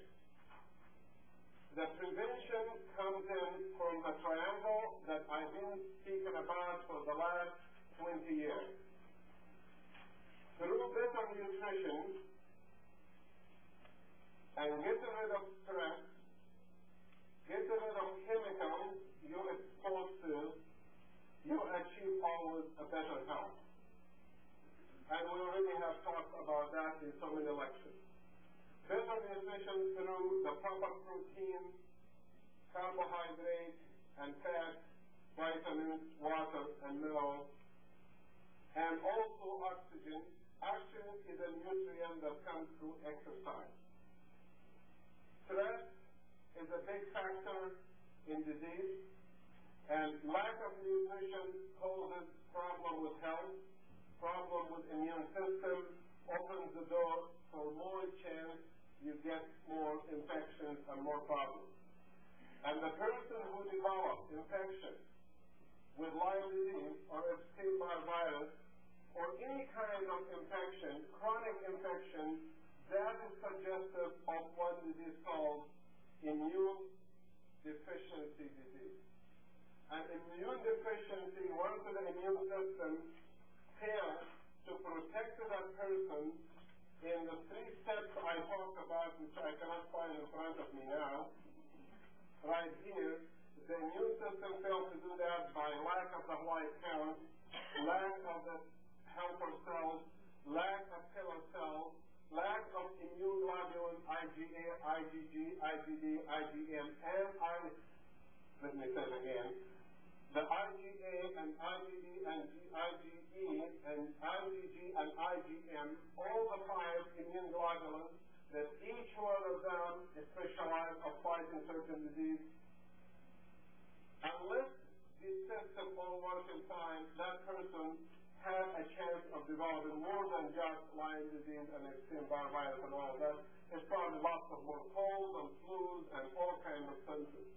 So the answer really to the problem is not what I do here through medications or that. The answer lies right here in the lifestyle of that person himself. How well they take care of themselves. Nutritionally, or getting rid of the stress through exercise, through meditation, through vacations, through good night's sleep. How you get rid of stress, that's something you have to work in your life with. Everyone has a means to get rid of the stress. Every one of us have a way, because it is the law of fight or flight, and you know that law. Means if you cannot stand it, go away from it, and if you don't, you're going to die. So that is the law of fight or flight, means survival. And everybody, every creature wants to survive, except when we get so crazy, then we want to commit suicide, and I hope we don't get to that stage. The chemical part, we are exposed to chemicals in food, and water, and in the air. And we have to be sure that to eliminate chemicals in our food by selecting as much as possible the food that has less chemicals. And we cannot be so lazy and say, well, just this time only, I'm going to buy that stuff. If you keep buying the same stuff with the same chemicals, you're probably exposing the body to certain types of danger, and those dangers and those chemicals in the food can go inside the cell and can damage the DNA and cause problems in the immune system, and we develop what we call autoimmune disease. That the immune system not only fights, it cannot fight the foreign germs, it fights the body itself. And that's called autoimmune disease. Autoimmune disease, such as in ALS, such as in multiple sclerosis, such as in Alzheimer's, in rheumatoid arthritis, in Crohn's disease, in ulcerative colitis, in psoriasis, in scleroderma, all kinds of diseases that we call autoimmune disease. Once the autoimmune disease develops, I think we have to pay a lot more attention to the body, and the result is not as nice. Then, of course, you cannot help it. Get rid of the chemicals in the air. However, most of chemicals in the air and germs have been found in the filters in the home and the furnaces in the house, especially through the winter. In the basement, they get trapped, they stay inside. I think it's worth it to get a better ventilation system inside the house to remove, number one, the chemicals that are in insulation already, like formaldehyde and all these, chemicals which we have in the home, radon gas and all of that, and also to remove some of those germs in the filters. If you think you have, in the summer going to winter and stuff like this, it's good to just remove the filter completely and throw it away and run the heater without filter is a lot better than running with filter and they just keep spreading the germs through the whole house. And the same thing in your car, in the job. And most recently, some of you professionals work in offices, fly airplanes, drive cars, and all of that, and you have that kind of a fatigue called office fatigue. And most recently, we have identified office fatigue syndrome that to be Epstein Barr virus or Lyme disease or chemicals even that it persists in the filters and just spreads through the air, and the people get it gradually, slowly. So you're not really getting a flu all of a sudden, you're getting a gradual flu over the years, and you're just achy and tired and fatigued all the time. And the fresh air, of course, is the best way. I have a way, myself in the winter, I always try to keep window open to the outside, even a little bit. Sometimes, if it is so cold, of course, we don't do that, but at least sometimes get some fresh air going through the house directly, because air is a good trap for radioactive gases, poisons, and germs. And especially basements, they are underground, of course, this stuff is heavy, and it goes down, it doesn't go up in the air. So the water, of course, is something you can do something about it. And then I'm sure you understand that well used to be good water, but through the sewer and through the chemicals in the rain and all of that, wells is no longer a good water. Lots of wells I used to analyze 5 years ago by patient water, and I find out every well is so contaminated. I said, don't send me any more water, everybody's polluted, just let all drink filtered water. And filtered bottled water by reverse osmosis is the best way. And that kind of water, of course, is a lot better than distilled water, a lot better than regular water from the well. Of course, the regular tap water is the worst to drink because the fluorine and the lead and arsenic and the chemicals is so clean. Some of the water we drink in the regular tap water, some of the cities actually take the sewer itself and recycle the sewer to water. I don't know if you know that or not. And lots of big cities do that. They take the sewer and remove the particles off it, and I'm sure lots of you know that. And then how can they remove germs, and they kill the germs, lots of them. How can they kill a virus? How can they remove really every single chemical I wouldn't take a chance with that type of water. Lake Michigan is very highly polluted, as you already know that, and then I think every place is polluted these days because we discover more sites, secret sites of dumps around the cities that we are not aware of, that somebody goes at night and dump radiation, radioactive material, and garbage and chemicals, and you don't know. As a chemist, I know how when those chemicals mix with each other underground, they form cancer agents, they form other dangers, seeps underground water, goes in the river, and so on and so on. So we can do something. We're not saying we should take a shower with that water, but at least cooking with it and drinking it, it should be the priority right now. Regarding to getting a diagnosis for fatigue, that's a very, very difficult thing to do, and it requires lots of work. And that's it for the lecture tonight. I'm going to take some questions, but just in case if somebody has a question that you want to talk to me in my office, my number is 356-9009, area code 312. 356-9009. My assistant is Dr. Percy. He'll go and get most of the calls. You should call him first if you have any questions regarding to these diseases. His number is 843-8860. He's available from 8 in the morning to 8 o'clock at night, 6 days a week, Monday to Sunday. All week except Sunday. He's available every single day. If he's not there, then I will take the call myself.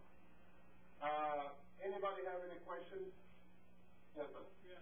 Is it possible for an individual with allergies or Epstein Barr to have the situation so bad that their mind or brain gets so attuned to this condition that whenever an environmental, like the bad air or something, is around them, the brain can trigger their system to react that much more? Am I right or wrong? Okay, well, the brain is one of the organs which we're going to be talking about in the next lecture. We already have covered with success all the 3 diseases. Now, so next lecture for sure, which will be sometimes in the first week of February or the last week of January, we're going to do it. Try to find a piece of paper where I put the dates on. And anyway, the brain is the organ that it does not, it uses mostly electric reactions and chemical reactions to give you symptoms. That's why the brain, when it gets in trouble, it gives you alarm right away and affects the whole body in the same time. Then is your answer partially a yes? Yes, the answer is yes, that the brain gets affected very fast and any symptom can occur in the brain. Anything can happen. And the reaction can actually be amplified by this process? Once the brain gets in trouble, which we're going to be going through that in the next lecture, there is psychological action like seizures occurring and you cannot stop it. Like migraine headache, like memory problem, like dizziness, and when you have dizziness at last days, when you have memory problem at last days, when you have headaches at last days, where that's different from heart problem and chest pain from angina, it lasts minutes, the brain lasts days, because it cannot control itself. Remember one thing about the organs, the brain and the heart, they cannot fight back. Once the disease occurs inside the brain or heart or kidney or liver, they cannot fight back. Their job is not to fight back. Their job is not to defend you. Their job is to work and give you what you want them to give you. send out signals? Well, whatever the job supposed to be, the brain is supposed to do its function. The heart is supposed to do its function. The kidney is supposed to do its function. The liver. And why should they defend themselves? They can't do two things at one time.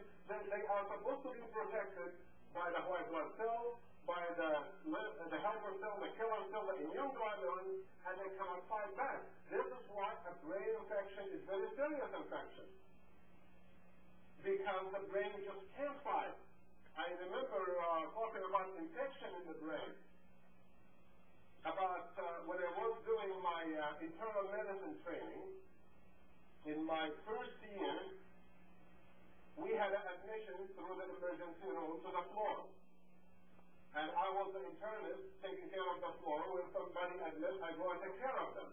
The emergency room doctor just admitted a man. I went to take a history. He's about 62 years young, and he's having cramps and diarrhea. Him and his wife ate ice cream, the same place, and they both had diarrhea. So apparently the ice cream probably had some salmonella or something in it. Not a big deal, because you're not going to have a sterile environment. Whatever you eat, you're going to have germs in it. And she was fine. She didn't have those cramps, and he was really dehydrated or not feeling well, so the doctor admitted him for observation overnight. Temperature was 98. And all his blood tests were normal. Everything was normal. But he was not feeling good. He's fatigued. He's so tired. And he had a headache. Full headache. I said, okay, here's the IV, vitamins, and give him some nutrition and stuff like that. I said, well, you'll probably be okay by tomorrow morning. At 2 o'clock in the morning, I got a call. And in my room, which across from the hospital. And I said, the nurse at night said, so-and-so is hallucinating. It doesn't make any sense. You're talking about hallucination. Then I went to see him. He doesn't make any sense. And I felt that there's something wrong in his brain. That infection may be in the brain. Got a needle, put it in the brain, in the back, got fluid out from him, went down to the lab, everybody sleeps, so I looked under the microscope at night, and I find a gram-negative organism infection of a regular flu, regular bacteria that everybody gets in the flu, no big deal. I find it in one cell, only in the whole. I took about 10 cc's of fluid, and only one cell I see in the whole thing. It took about 2-3 hours to search the microscope to get to it. Once I found the pneumococcal infection, which the bacteria looked like this, once I find that, I identified it, because of course we have knowledge in microbiology, you have to pass through that to become a doctor, and then the treatment is simple. Penicillin will kill it. Every pneumococcal gets killed with penicillin. Big deal. How much penicillin? 600,000 units should do it IV. I give the man 16 million units. Okay. 16 million units rather than 300,000. Why did I give him so much? Like that for? Because I knew as an internist that even if I give him 1 million, only 20,000 or 30 would penetrate the brain and go there of penicillin. And I need more. So I followed what the book says. The book says it should be between 12 to 20 million. 12 to 16 million, I give 16 million units. Which it does, it has some side effects to it, but not anything that I'm concerned about. I was not concerned about the side effects. He waked up in the morning, he was fine. Continue him on the penicillin for 3 days, and the 3rd day he went in a coma. We took another spinal tap, it was negative.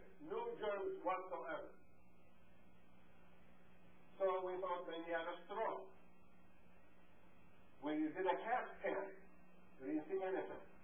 We did an angiogram, we didn't see anything. I'm just giving you an example how difficult it is. Not because the test is normal, we're fine.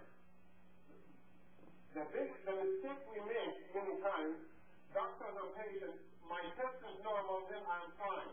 Or the doctor said the test is normal, you're fine. Not true. Test is all 99% of the time doesn't show anything.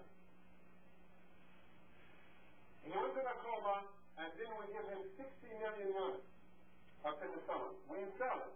There is more infection. 60 million from 16 million. We injected the penicillin directly in the brain. And that will give him lupus. And that penicillin will damage some brain cells. Even so, because in a coma, we rather take the chance of developing lupus than keeping him in a coma.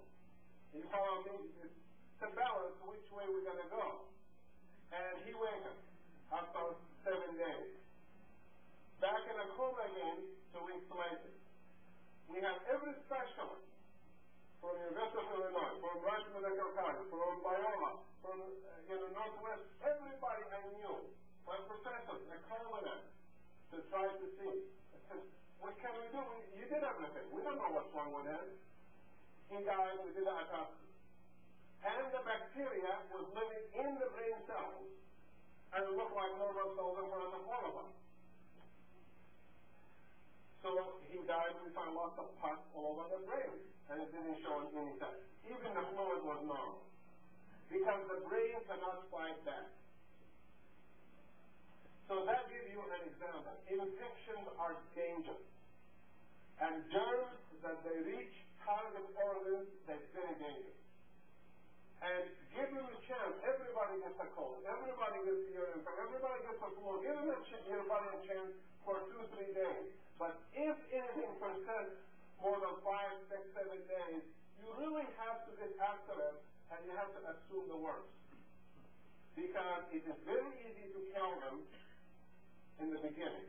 But once they get established and they colonize organs like rheumatic fever and rheumatic heart disease and hepatitis and pyelonephritis, glomerulonephritis, and emphysema, bronchitis, sinusitis, and encephalitis.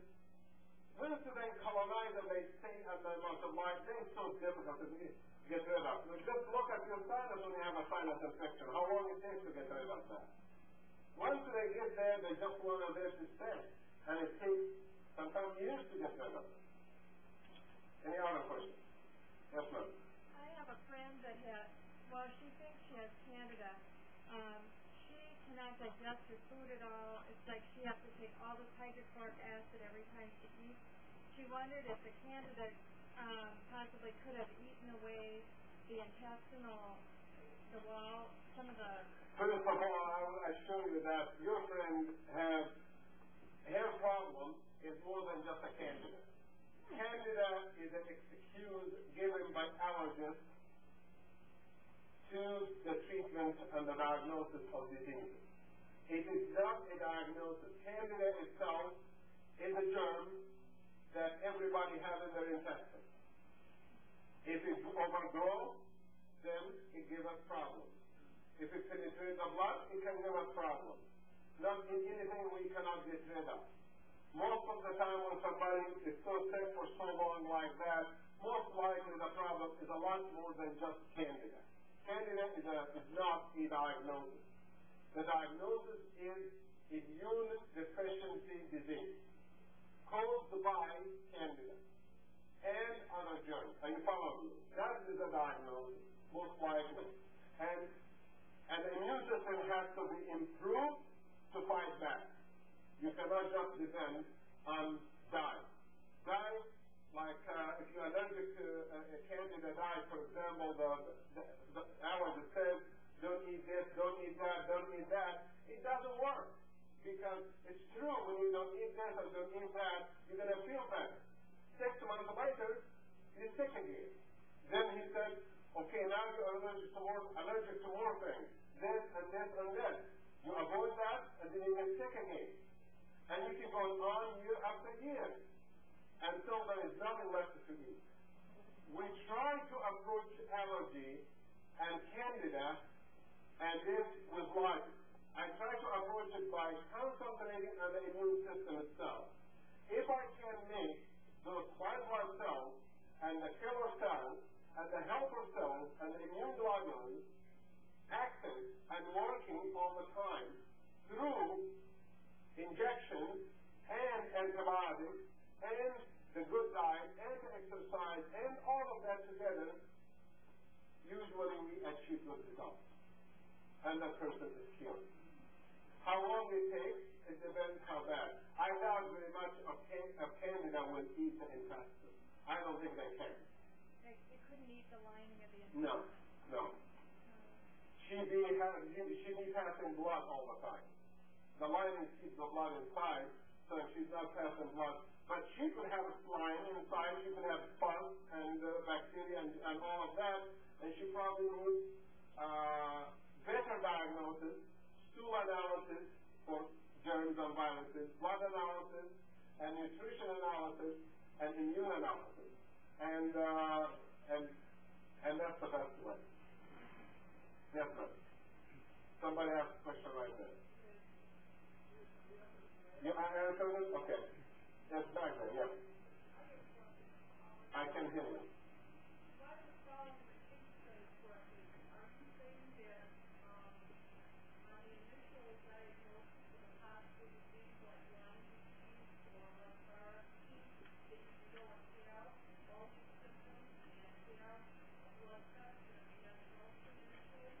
Negative, you mean? Oh, yeah. Absolutely. You get exactly. That's what the whole thing we have to, as a physician, we have to do one thing. That what the patient says, it has to be like a Bible. We have to listen careful what the people say. And we cannot ignore any of the things that they tell us. And once we start doing that and calling it, it's in your head, it's a stress, you are mad, it's a flu, don't worry about it, then we lose a golden opportunity right there. Because 90% of the diagnosis comes from the history. That's the symptom. 10% of the diagnosis comes from the blood test and everything else. And we cannot depend solely on blood tests. Remember one thing, if you ask nurses and doctors, what was the blood test to your patient before they died, 99% of the patient, their blood test is normal 5 minutes before they die. How do you explain it then? There is a lot more to the body than just a blood test. A blood is nothing but a carrier. During the moment we put the needle is what's happening. 5 minutes later, it could be a different story. When I take a blood culture, take blood samples to see what germ is there, we have to put the needle and take a sample of the blood and wait 10, 15 minutes and take another sample and wait 10, 15 minutes, take another sample and wait another 15 minutes and take another sample to try to see the germs traveling inside the body. Where are they? It's a guessing game. If we hit it, we're lucky. If we don't, then we have to depend on your symptoms first. So if I have, for example, somebody who gave me a history of drug abuse and losing weight and had an infection in the lungs, regardless of homosexuality or not, we suspect this is a disease. We can't wait until the blood test is positive. If we do, maybe it's too late. We have to start with these people immediately on a better diet and antibiotics and improve the immune system. And then if we discover 2 years later that will take, that's great, we already helped them. Or if we discover that turned out to be tuberculosis or Epstein Barr virus or Lyme disease, the antibody is there. Sometimes they show, sometimes they do not in the test. But in case of Lyme disease and Epstein Barr, I would say 80% of the time the blood test will be accurate. Yes, sir.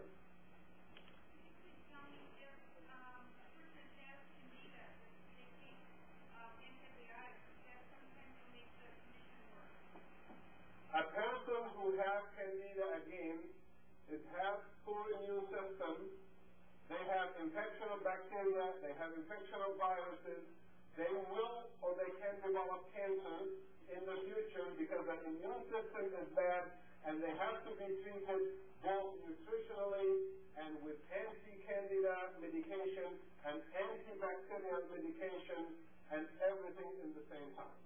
It has to be taken seriously. Yes. What are the side effects on Milstat or nystatin? Nystatin is a useless medication.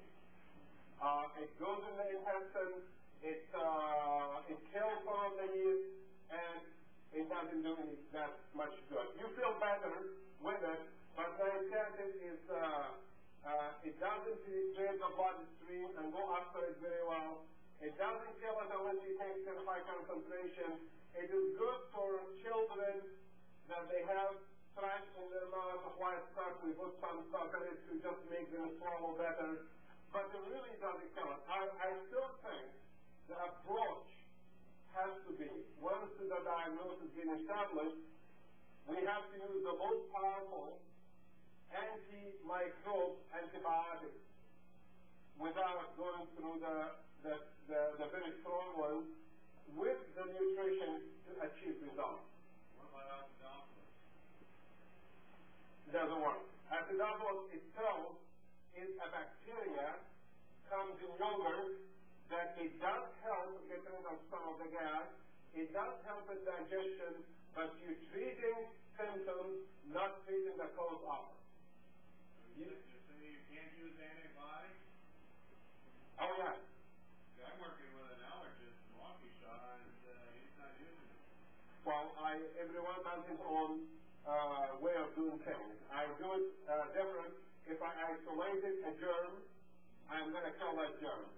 If he isolated a candida and he wants to kill it with nystatin, that's his way.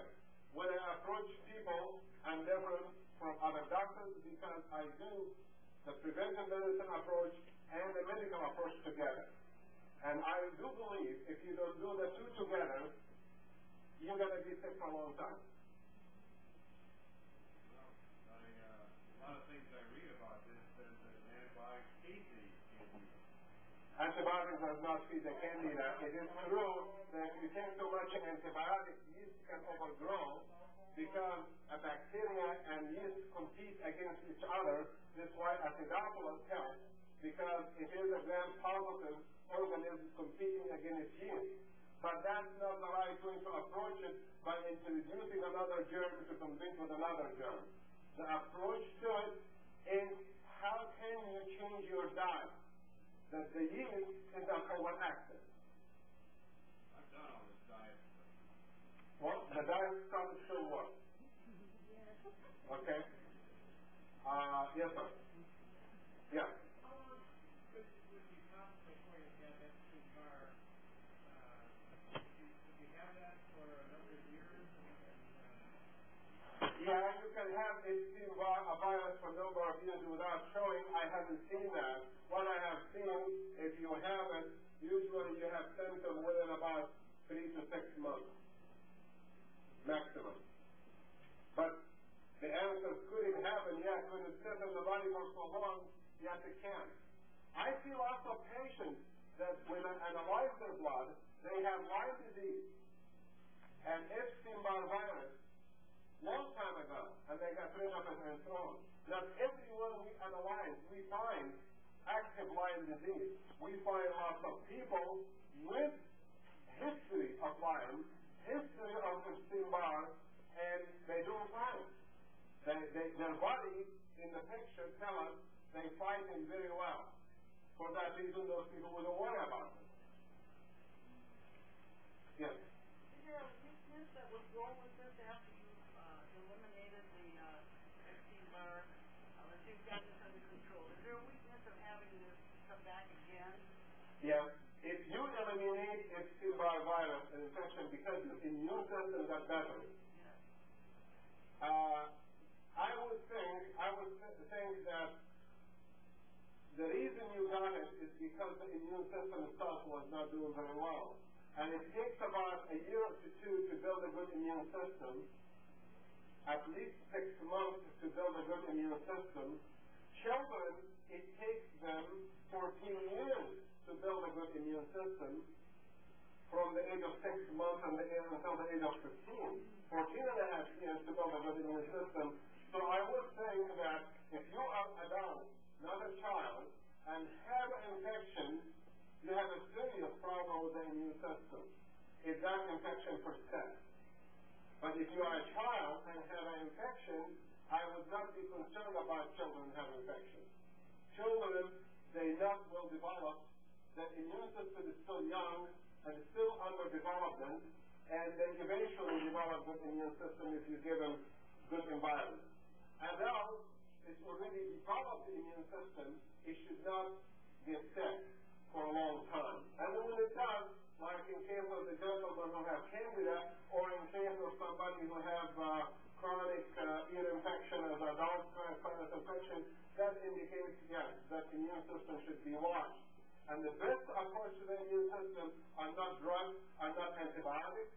It's what I said before. It's what kind of a diet you can control. How can you detoxify your environment? How can you get enough rest and less stress? Because there is another substance we have not covered tonight called interferon. We don't have time to cover that. Interferon is the anti-cancer, antivirus substance that we are using now in somebody who is in serious trouble. We inject the interferon in our body and to try to fight that. But how often we can do that? Usually we fail in the end when we start using interferon. Interferon gets better when somebody is not under stress. When I think a person who is under stress and measures of interferon is low. When they get in a better environment and less stressful, the interferon goes 3 times as much or 4 times as much without changing in the diet, without any new vitamins, without anything new at all, no antibiotics, no that, the vitamin cells. That proves that the immune system, there's a lot to it that we don't know, and the stress plays itself a very important role, as I mentioned in the triangle I put back here before. Anybody has another question? Yes.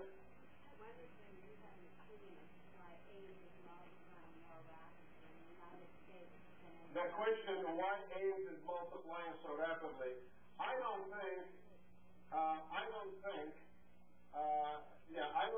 it is surprising to me that if we're going to keep abusing the environment, abusing the body, we're going to have 2 things. We're going to generate new kinds of mutation, genetic mutation in new kinds of germs that it is bad for us, and also we're going to have a poor immune system that we cannot fight back.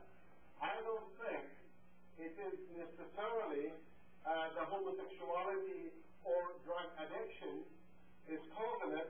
I think a drug addict, his immune system is so weak that AIDS or regular virus might change to become AIDS virus in his body without getting it from anybody else.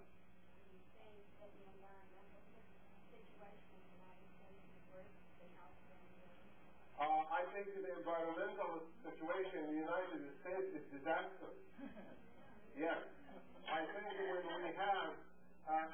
when we have dumps around our cities that we put in nuclear material in, and I think when we allow so many drugs in the food and so many drugs over the counter, and then not controlling any of that, I think we're harming ourselves tremendously.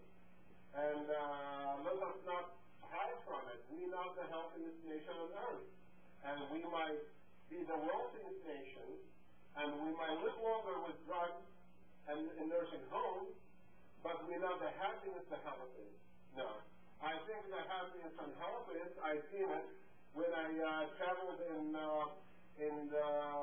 Mexico, in the jungle area there where life is primitive, and see the kids running, climbing the coconut trees and coming down, and then with bare foot, with basically no clothes on, eating raw food, and survived still. I think they have a lot better immune system than I do have.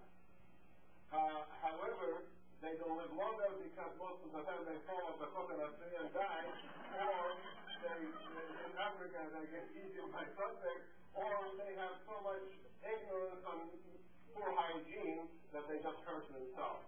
But we can achieve good health in this environment if we clarify our water and air and food and pay more attention to the food we eat. I think that, and you know that yourself, you've been in that field for so long, and 1968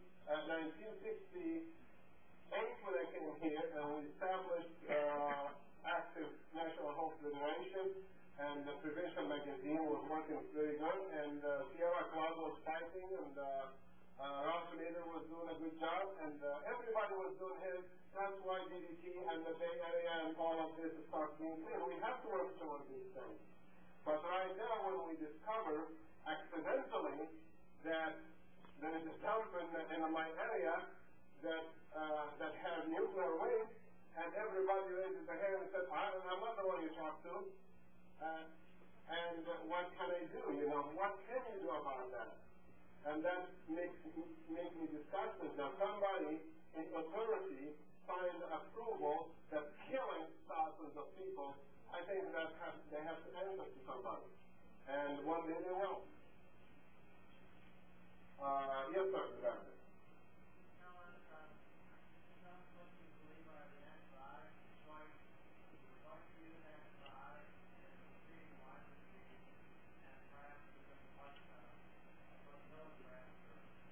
Well, probably it depends on the title, in the degree of the Lyme. What's the question?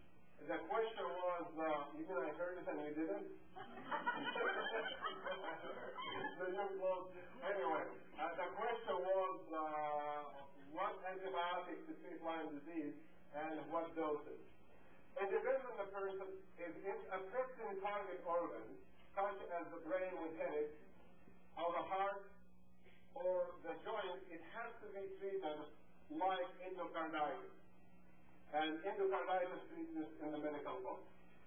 That is very high antibiotic treatment intravenously for a long period of time. I prefer intravenous Keflin and oral tetracycline for a period of 14 days. So you're going to have to understand something about that. I don't have guidance from the National Institute of Health or the Center of Disease in Atlanta to tell me what to do. So I have to start guessing on my own because there is no double-blind study being done about it. So what we do is we use the broad-spectrum antibiotics. That's what we use. But not penicillin. Penicillin do not work on that type of germ as well as tetracycline does. Yes.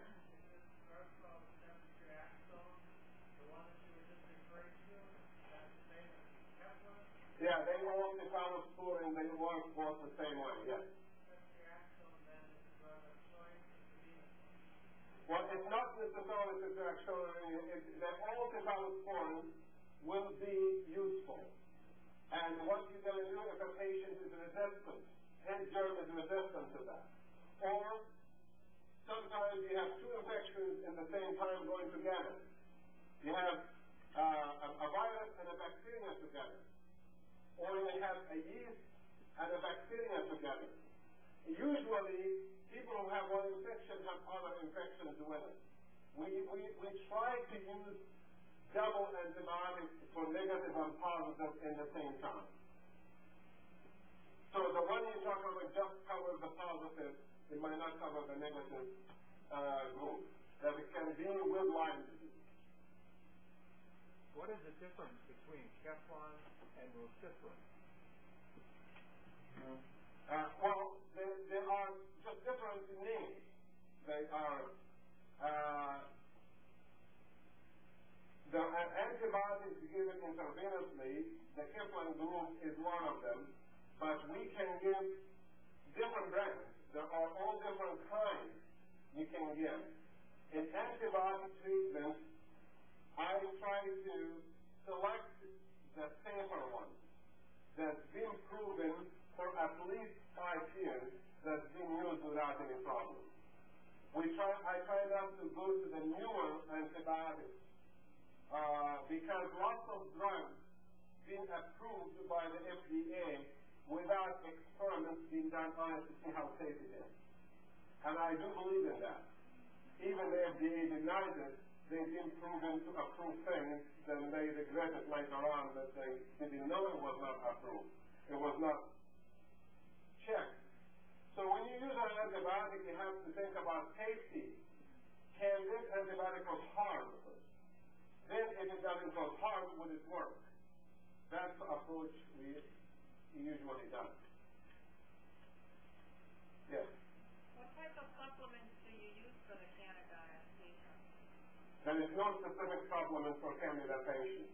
They go all this infectious disease, they take the same supplementation. No specific. We do not give like yeast-free dyes. We don't give yeast-free D-complex. We don't do any of that. And we have excellent response to our allergic patients. 99% of our patients have allergy. They can tolerate basically anything, and they didn't have any allergy shock. But if the patient has had, like I started the yeast infection because of antibiotics, I would be very leery of. That's not a candida. We're talking about different things right now. If you have a yeast infection because antibiotics, then the antibiotics was used for another germ, then you're going to have to try to treat both the yeast and other germs. But if you treat with antibiotics without going through the whole route I was talking about, you're a loser in the end because something going to lead to something always. To achieve better results, this is my experience right here. Okay? We don't cut corners right here. Either you're going to do your diet right, you're going to do your exercise right, you're going to avoid your chemicals, you're going to have your rest, and take your stuff and do it, or you're not going to get anything at all. Just go on your own. I don't accept patients in my practice that they select. Somebody come and say, I just want the antibiotic, but I'm not going to do this, or do that, or do this. I said, I think you should go to somebody else. Because it's just wasting my time to work with that person. I think that's it for tonight. Thank you very much. No, not February 7th. Wait. Is it February 7th? Okay.